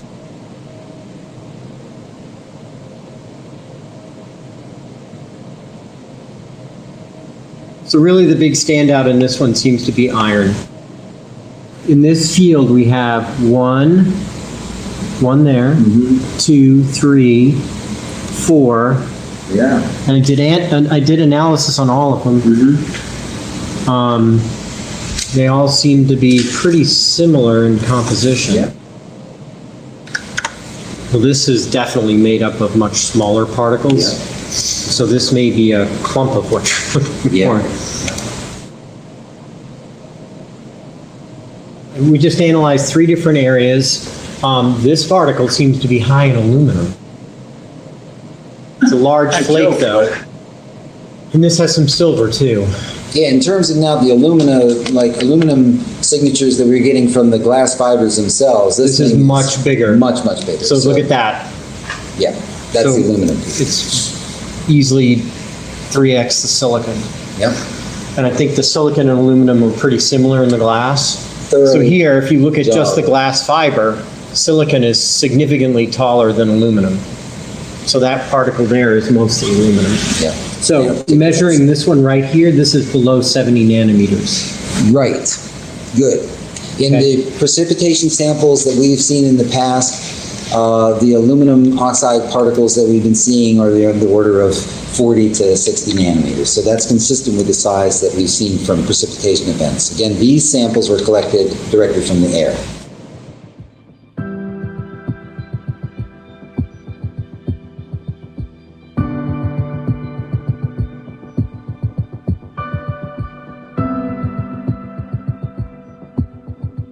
There's not a lot of approaches or instrumentation that you can use to observe these nanomaterials. I mean, again, these are the sizes of viruses. And so really the only equipment or instrumentation that is appropriate for identifying these materials is high-resolution transmission electron microscopy. This allows us not only to determine the size of the particles, we can also determine the composition using a technique called elemental dispersive spectroscopy. It's done within this large microscope. So it will give us information about the morphology of the particles, the composition of the particles, and we can actually see the crystalline spacing, so the spaces of the crystals themselves. So we are talking high resolution microscopic techniques that are really the only way to be able to observe these directly.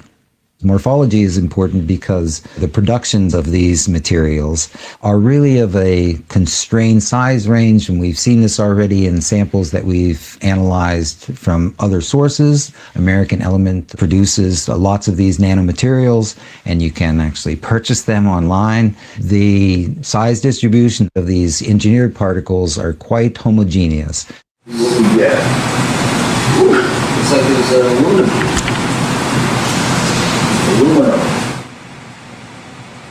Now, what I've done is tell it to calibrate to the aluminum peak. So now what it's doing is going through each of its process times and each of its gain values and calibrating. Oh man, I can tell you this much. What I'm seeing right now is far superior to the last time I ran that calibration.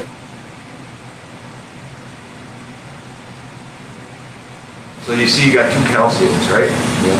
All right. K alpha, K beta. Right? This barium peak is probably an L or an M. Here's your major barium. Yeah, and then you have the other to confirm. Yeah. Correct. Barium is a triple quadruple. It's definitely. Yeah. Oh yeah. The significance of the results is that, to my knowledge, this is the first evidence of nanomaterials collected directly from the emissions of aircrafts. This is the first time that this has been reported or acknowledged.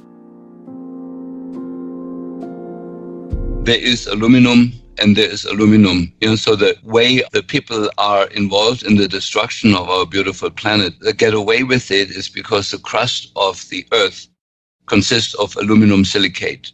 Although traces of aluminum may be found in almost any soil, only those clays containing 50 or 60% aluminum ore and known as bauxite are mined for commercial production.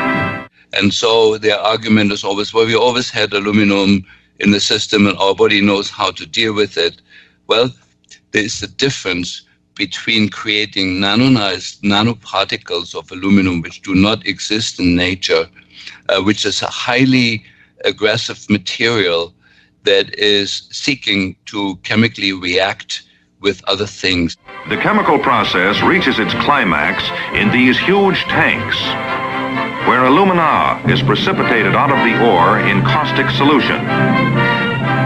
Later, the water content is driven off by baking in giant rotary kilns, resulting in this pure snow-white powder known as alumina. An ever-increasing amount of this alumina is being used in chemical processing, in soil conditioners, in abrasives, and many other applications.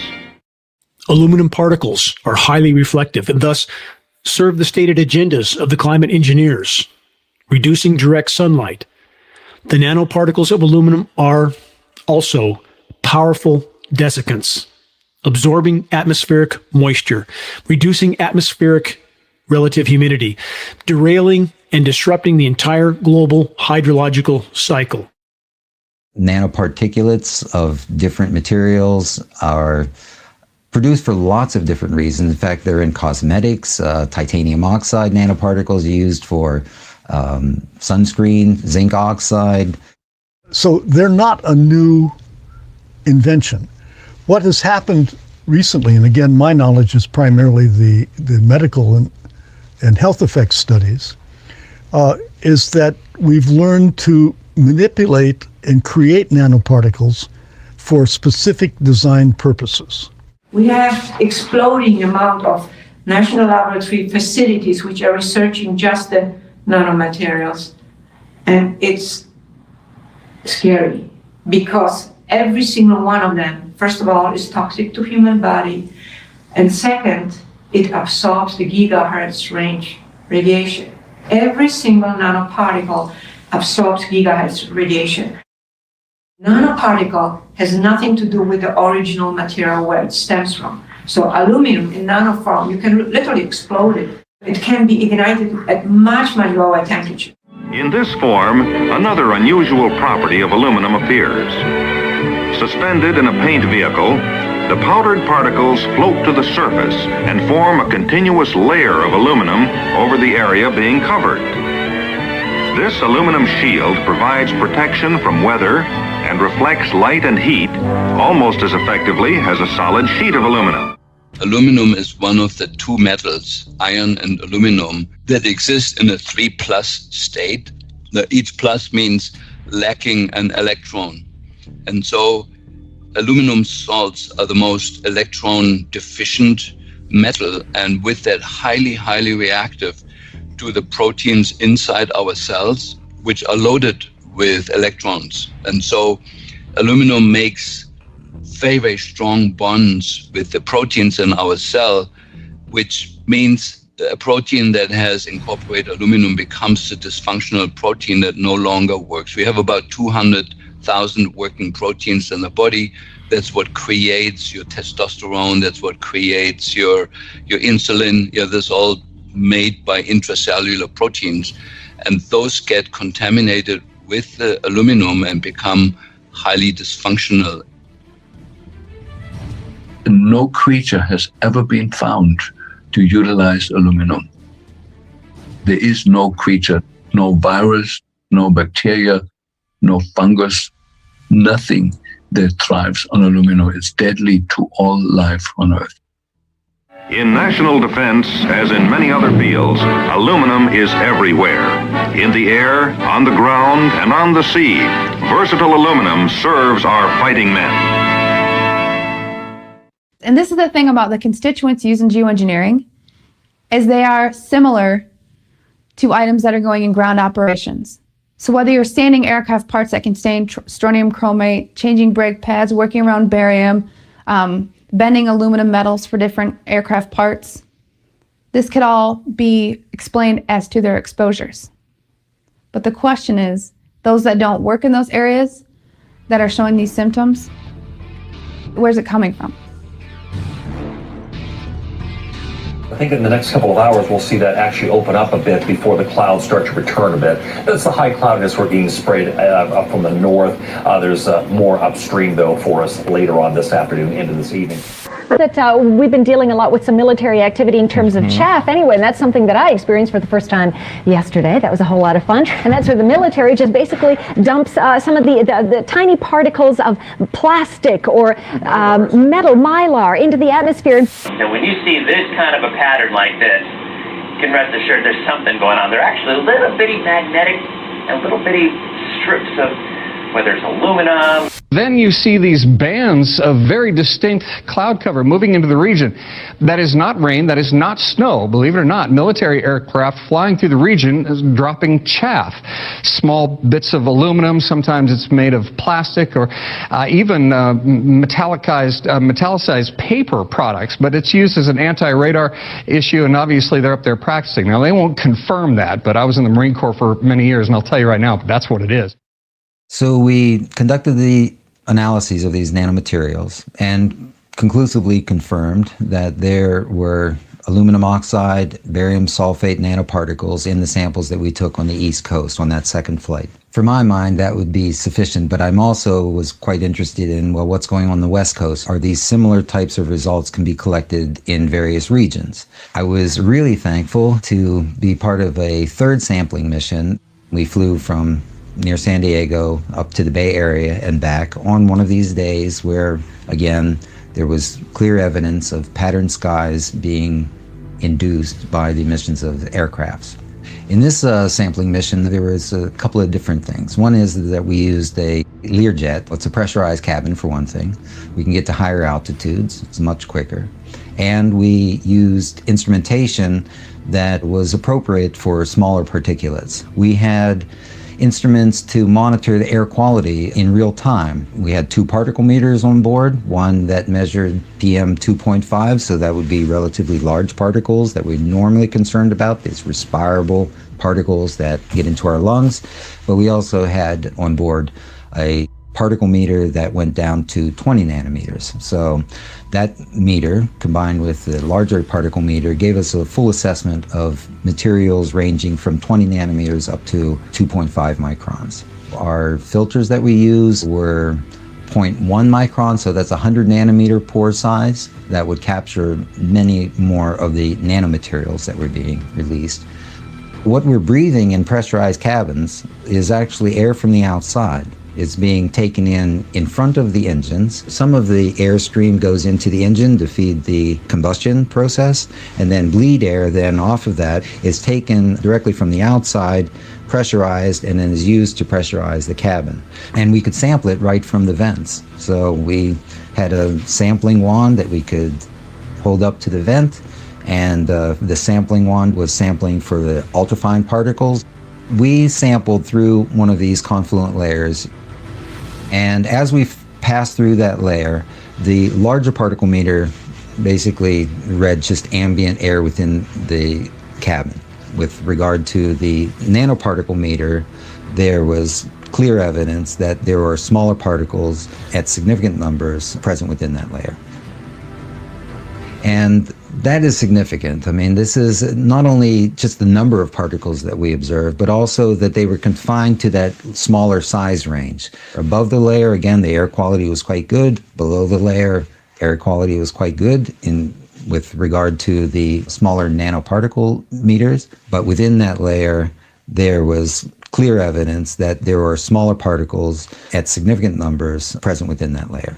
It has significance because this emerging condition known as aerotoxic syndrome, where airline attendants, pilots, people are becoming allergic to their own aircrafts. There really hasn't been identified any known cause of this phenomenon, but nanoparticles of that type can cause things like allergic reactions, these same symptoms that are being experienced by all of these people in the airline industry now. The data that we collected using the particle meter is already convincing in terms of there are nanoparticles that are present within that induced layer. What is needed now is a larger contribution from a broader community of scientists, health workers. However, that takes time.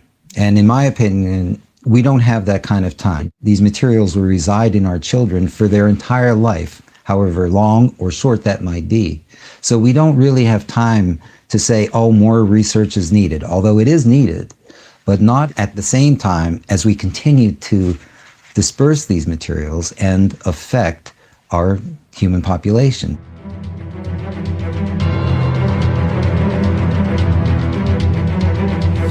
In the east and in the west, large forest land areas have been sprayed to kill destructive insects. This work by airplanes is significant. It has an indirect effect on all Americans. Here's one to keep track of over here. Notice it didn't have anything coming out of it. Yeah, he just turned on. Just turned on his spray. With commercial airlines, you're not going to get this kind of converging intersection, even though they're at different altitudes. But the important thing to consider, there's not a natural cloud in the sky. Everything in the sky is an aerosol out of the back of an aircraft. Anybody who says that can't affect the weather is simply ignoring logic and reality. My rock climber's mentality says you have to face reality. You just have to face reality, or if you don't, you could end up at the bottom of a cliff because gravity will take you there.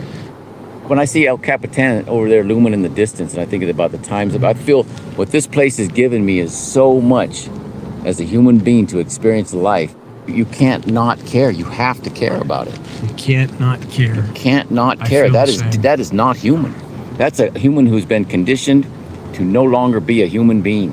With all the spray that's been put up in our atmosphere, it apparently has come down and it's affecting the environment.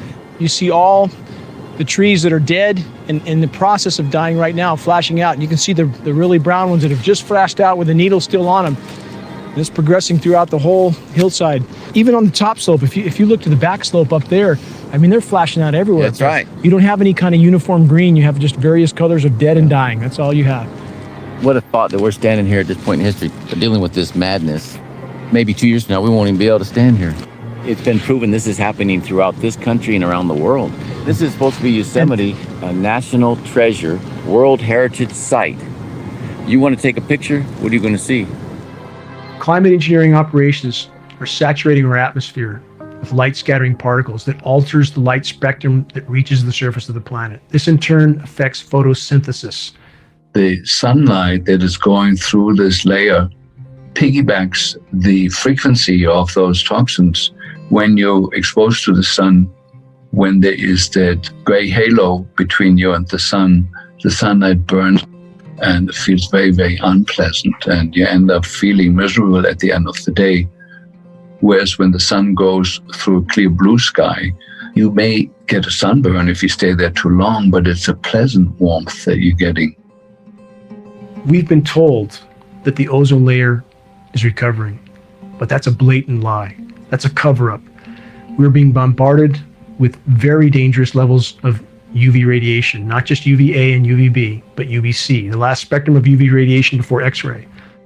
So if we have 10.5 milliwatts per centimeter squared and we subtract the UVA, which I believe was 4.3 milliwatts per centimeter squared, we end up with about 60% of the total incoming UV is UVB, and that's simply off the charts. It is well known and understood in the science community that climate engineering operations would damage the ozone layer. But because the science community is betraying the human race and the entire web of life, they are not admitting that these operations have long since been deployed and are destroying the ozone layer. And when people feel how intense the sun feels in their skin, it is not their imagination. Extreme UV radiation is killing plankton. Plankton populations globally are plummeting.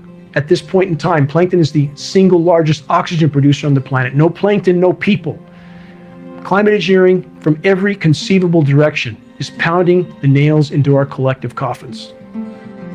In order to try to understand what was going on with the bombardment of nanoparticles, I decided to test lichens. Now, environmentally, lichens only get their nutrients and energy from the air and from rain. I tested and found that the most common element found was aluminum.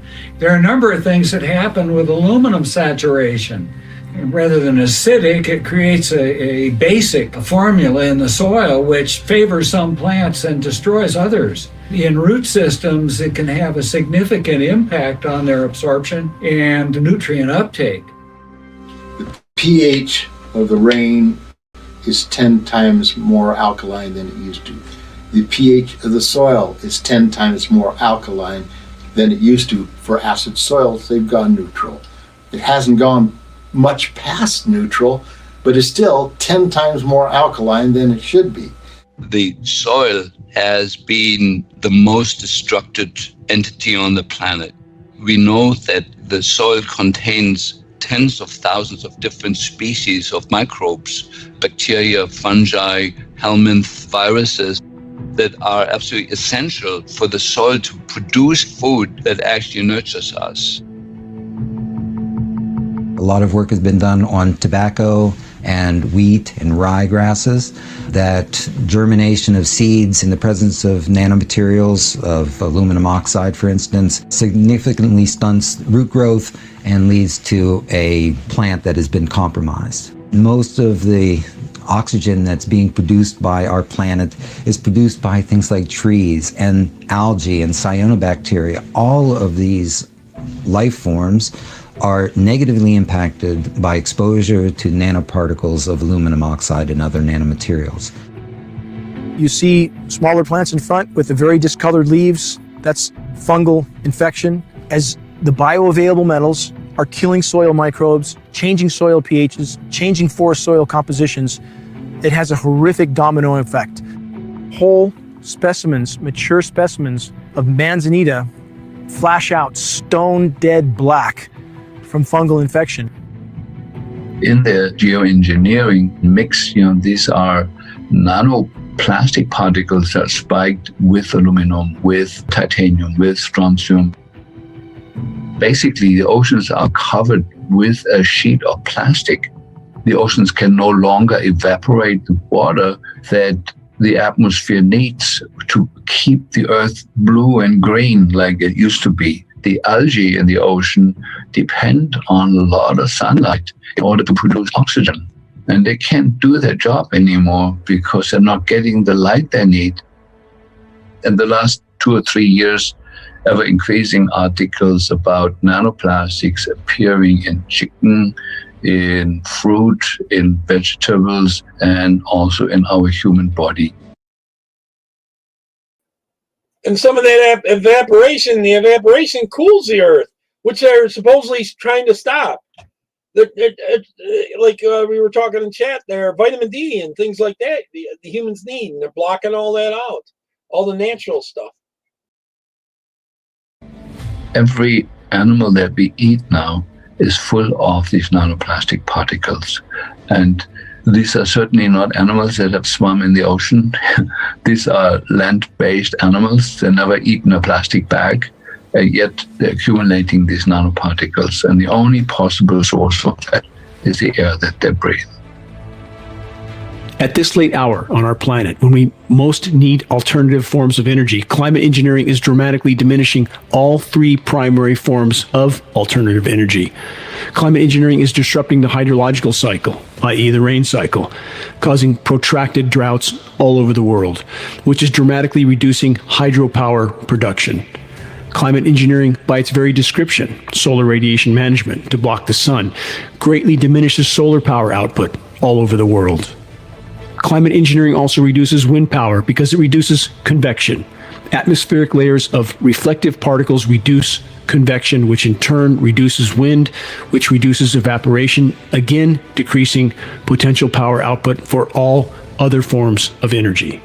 Many are absolutely overwhelmed when they are introduced to the climate engineering issue. They try to convince themselves that our government would never do this to us, but such a conclusion doesn't hold up to available data. All official air testing agencies generally test for 10 microns. 2.5 microns at best. Atmospheric testing has proven that climate engineering aerosols are unimaginably smaller, in the 20 to 100 nanometer range. The smaller the particle, the more deadly it is to inhale. Available science studies prove that human hearts and human brains now have not just millions, but billions of nanoparticles lodged in them. Most know that bee colonies are collapsing. What most don't know is that insect populations in general are also collapsing all over the world. Bees are dying of symptoms resembling Alzheimer's and dementia in human beings because they're packed full of aluminum. Why aren't the beekeepers acknowledging this? Why isn't this fact a headline all over the globe? To suit our convenience, we clear other large areas of natural life in order to build towns and cities. Our homes, stores, and factories, clustered closely together, are easy marks continually tempting invasion by the insect enemies. Our only answer is to wage constant battle with the bugs. This must be intelligent, organized, well-planned warfare. We must fight our insect enemies with every weapon our imagination and science can devise. Chemical warfare is quick death to our enemies, whether used on a small scale or on a large scale.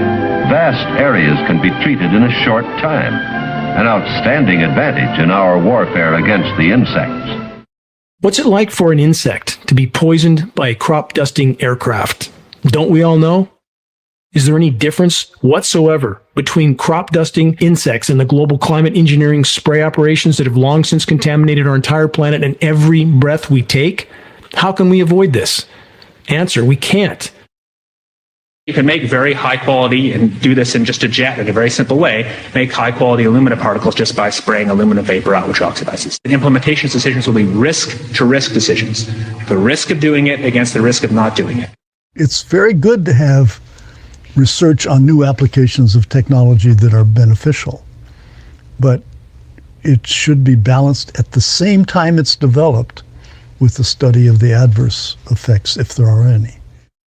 Now, as it happens, the Air Force conducted a study starting in 1993. It was called In Vitro Toxicity of Aluminum Nanoparticles in Rat Alveolar Macrophages. That's a real fancy way of saying testing the effect of aluminum nanoparticles on the white blood cells in the little air sacs in your lung, the alveoli.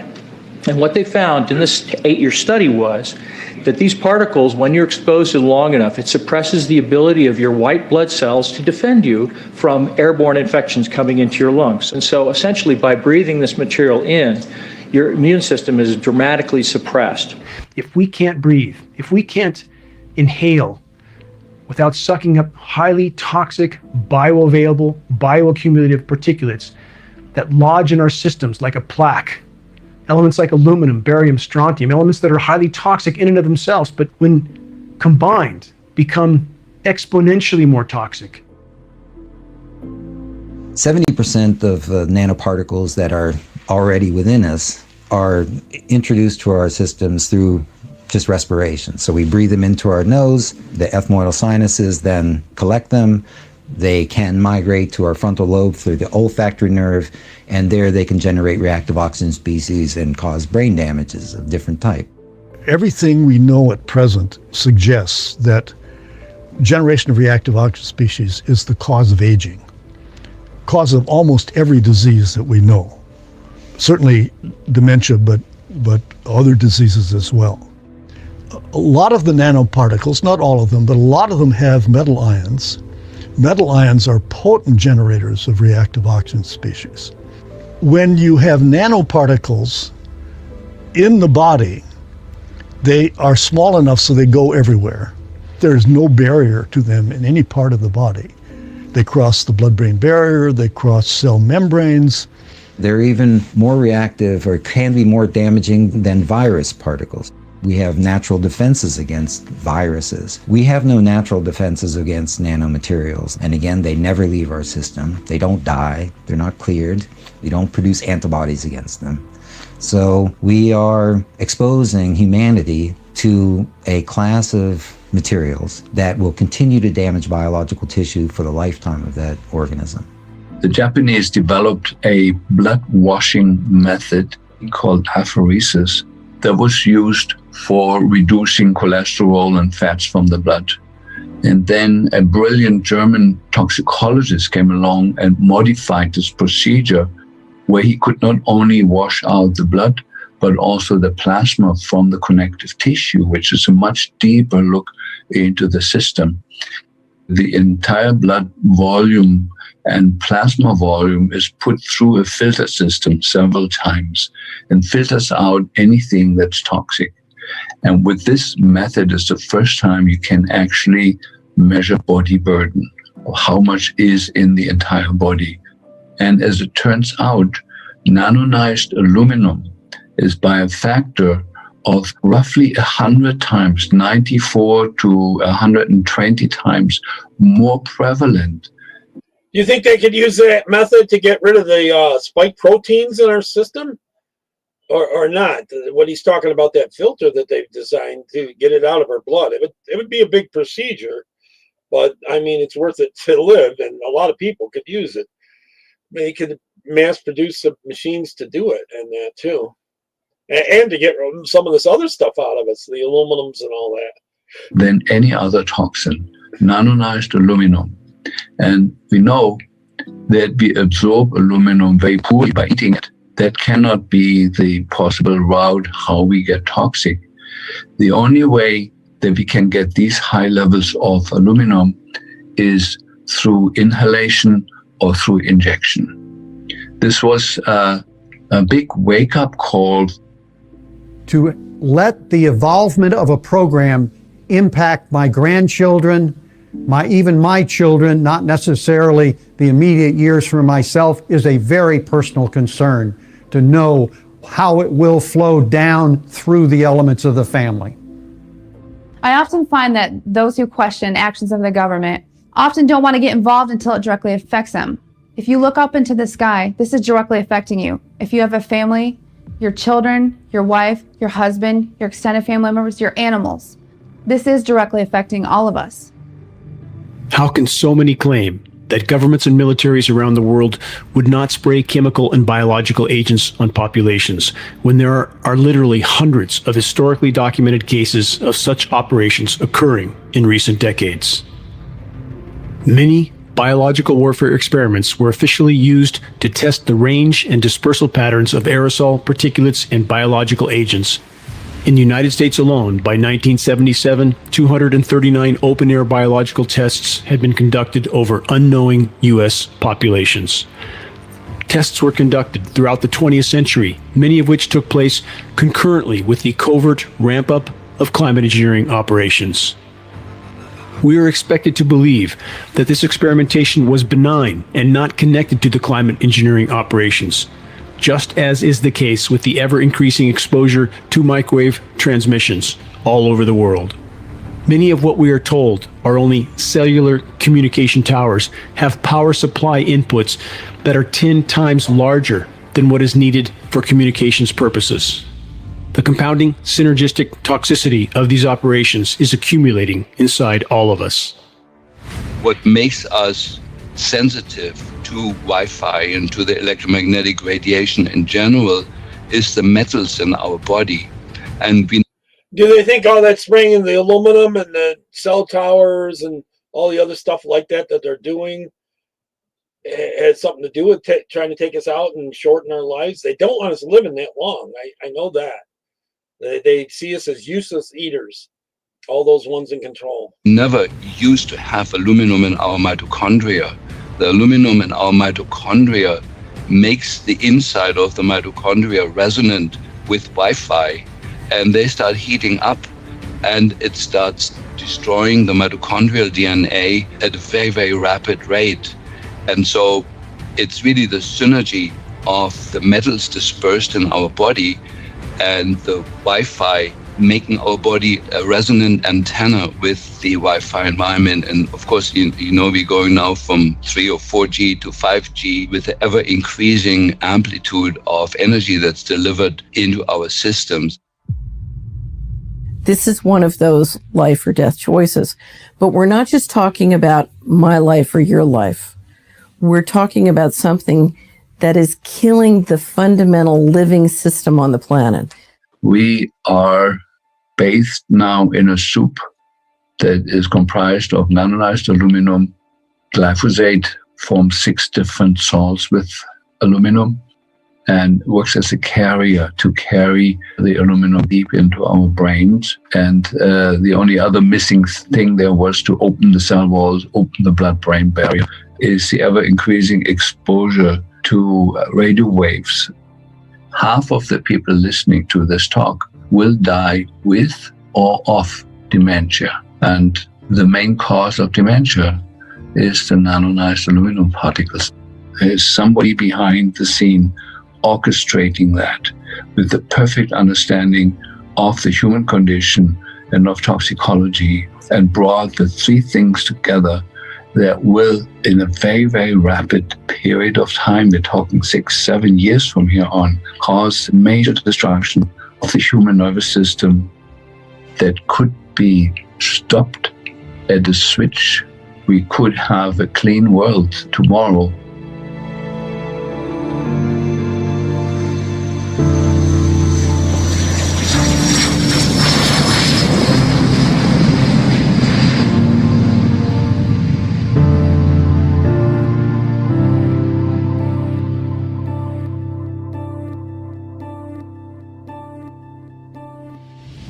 We need to come together for all of humanity to address this issue. And I think that the only way to do that at this point is a legal approach, and to present all evidence on both sides, the evidence that we are collecting as independent scientists and the evidence that already exists in those laboratories where these materials are produced and deployed. Colleagues of mine, they don't really accept this yet. They're starting to, because I've shared some of the data that we've collected, but most of them will ignore it and do call it beat-up conspiracy theories. Well, those learned people are ignorant of the facts. And so my call to action is, don't ignore things anymore. You know, we have to address this issue. It's on our doorstep. It's in our skies. It's in our children. We have to do something. If the ongoing global climate engineering, weather warfare operations are not brought to light and to a halt, allowing the planet to respond to the damage done, it will never be able to find a new equilibrium, an equilibrium that may yet allow it to sustain life into the future. Exposing and halting climate engineering operations is the great imperative. They are disrupting virtually the entire web of life. I think we need to enlist the support of commercial airline pilots. I think they think they're going to be all part of the robots. They're going to put their memories in these robots, and then they don't need human life or even animal life. Then they can use the resources and live forever as part of robots, is what I think these elitists think. As well as calling back and bringing these subject up with our House and Senate members in the U.S. Congress. I think it's going to take that kind of action to get this geoengineering exposed, find out what's behind it and why they are doing this. In my life, I have friends, family, wonderful people who are trying to stay within the official reality on the theory that they'll be safer. And the reality is, if you look at where this thing is going, you know, better we deal with it now. It's like cancer. It's only going to get worse. The data is what's going to change people's mind. So you need to be able to draw it out, get the reports available, and get publicity on what the conclusions are so that people believe it. It's not just someone. This is why they're so desperate for a new world order where they have total control of everything. They can't do it unless they control everything. The whole, you know, all the governments, they want one world government. Raising a subject that has no validity. It's based on scientific data that demands changes. We've gotten to the point where the mystery is so expensive, spiritually, psychologically, financially, legally, you know, that the time has come to say is, you know, who's really doing this and why are they behaving this way? And I often wonder, do any of those people, you know, behind the scenes fearing reprisal, are they looking into this? There is data out there. Who's going to bring it forward? We are rapidly running out of time to take care of this problem. That's what makes it so critical. Yeah, and I can only hope that in my lifetime, we'll have a resolution of this and we can fix it. I'd really like to see the planet stay, the life on the planet stay anyway. How do we stop climate engineering? I'm asked this question so often. The only way forward in this fight, the only way we can expose and halt climate engineering is from the inside out. With a critical mass of awareness, a level of awareness so vast that it causes a shockwave around the world, so that populations all over the world know what their governments have done to them without their knowledge or consent. A level of awareness so vast that our military brothers and sisters and their families understand what they are really a part of, literally self-extermination. We must reach a critical mass of awareness. It is the only way we can expose and halt climate engineering processes, and this effort will take all of us. You cannot change anything when you are dead. When you are dead, it's all is gone. So as long as you are alive, do something, I would say. I do trust human ingenuity and human intelligence, and I think we still have a chance, but things are far more serious than the general public is aware of. The song is going to be over very soon if you don't turn things around. We have a system full of great pain and great suffering and great poverty, and people sort of walking around in the dark playing bumper cars. It doesn't have to be. And so part of what has me so optimistic is I know what's possible. I know that what we have now is tiny compared to what's possible. So now's the time to figure out what's going on and why.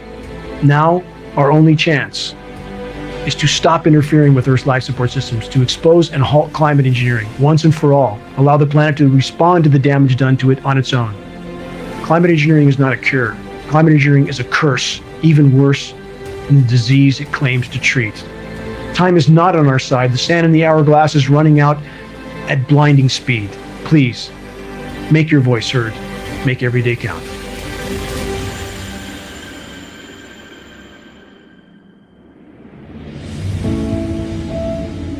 Please forgive me if I ran for a moment on the memories from my former life, my life before the last 20 years of my desperate attempt to sound the alarm. I spent so much time on or near the ocean. I got my scuba certification at age 14. Being below the waves was always an escape to another world. A world that still made sense. A world in which I often felt I wanted to remain. And I feel so fortunate to have seen and experienced life below the surface of the sea in numerous parts of the world. In the waters off New Zealand, Australia, in the South Seas, Fiji, the most remote locations in the Sea of Cortez, the Gulf of California. But the vast majority of my diving sabbaticals were around all the shores of the Channel Islands, off the coast of California. And how incredibly miraculous and thriving were the once expansive kelp forests there. I would meander in total solitude through these mystical undersea landscapes that were teeming with life. When the water clarity was at its best, the visibility could be well over 100 feet. And on such days, stunningly beautiful beams of sunlight would glisten down through the kelp stalks, rising up from so far below me. It was like being in the canopy of a long-lost medieval forest. Weaving my way through the massive kelp stalks in total silence, I felt like a wild and free bird flying through an untouched. With all the sun blocking they're trying to do and everything, they're hurting the oceans and sea life too, and all the things that grow there, and the fish in that in the long run, especially. They're harming all that as well with all this bull crap of spraying the skies. An unspoiled paradise of unimaginable beauty. So many species, all playing their individual part in the miraculous web of life. Seals, making their way through the kelp, would often alter their course, and they would swim up to me and stare right into my mask. directly into my eyes. They were curious. Many of my memories from the kelp forests now seem a very distant dream from another life. Moments that I knew, even while they were occurring, were slipping away. It was beautiful. It was nature.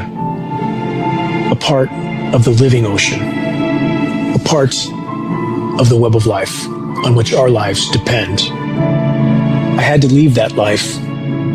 There was a constant calling of conscience inside me.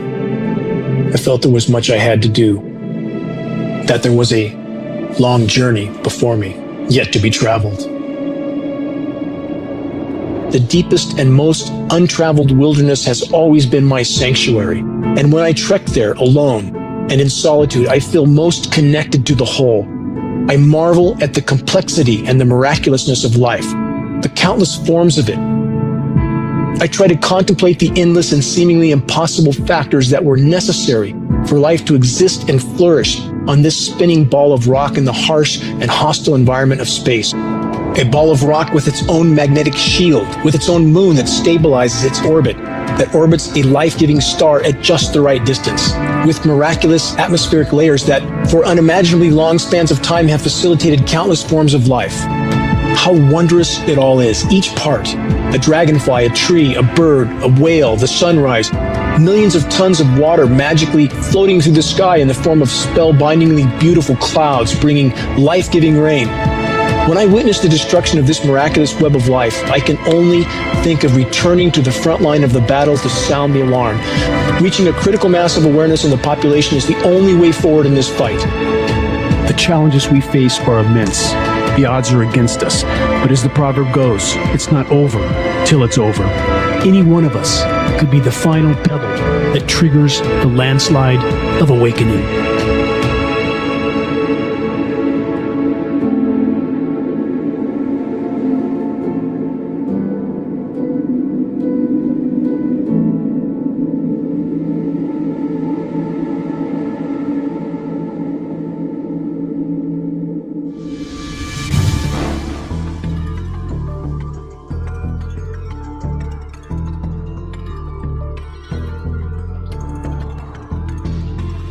I don't know what everyone think. I thought there was a lot of info there, and it's pretty true. You know, maybe someone can pick one little piece and do what's perfect on it, but I don't know. I think this is all by design. You know, if you ask me. So, just in your opinion, do plan to be on tonight at 9. Okay, 9 p.m. I believe Columbus coming on. We're going to talk about the Elon Musk thing and the what's going on down in South America. There with the killing of that leader, the assassination. He was supposed to be another Trump, like one that was going to save the country. So they assassinated him, and it's pretty brutal, really. So I don't know if he's dead yet, but he was fatally wounded, I think. And then what's also going on with all the ICE thing. And that now Maxine Waters tried to, let me pause this because it's noisy. Maxine Waters tried to get into the ICE facilities today. That's going to be a big to-do, you know, and they kept her from getting in. So, it was for a Photoshop. She wanted to go in with the cameras and all that. They're supposed to come in without the cameras, you know. All right, take care. God bless everyone. See you tonight. Bye-bye.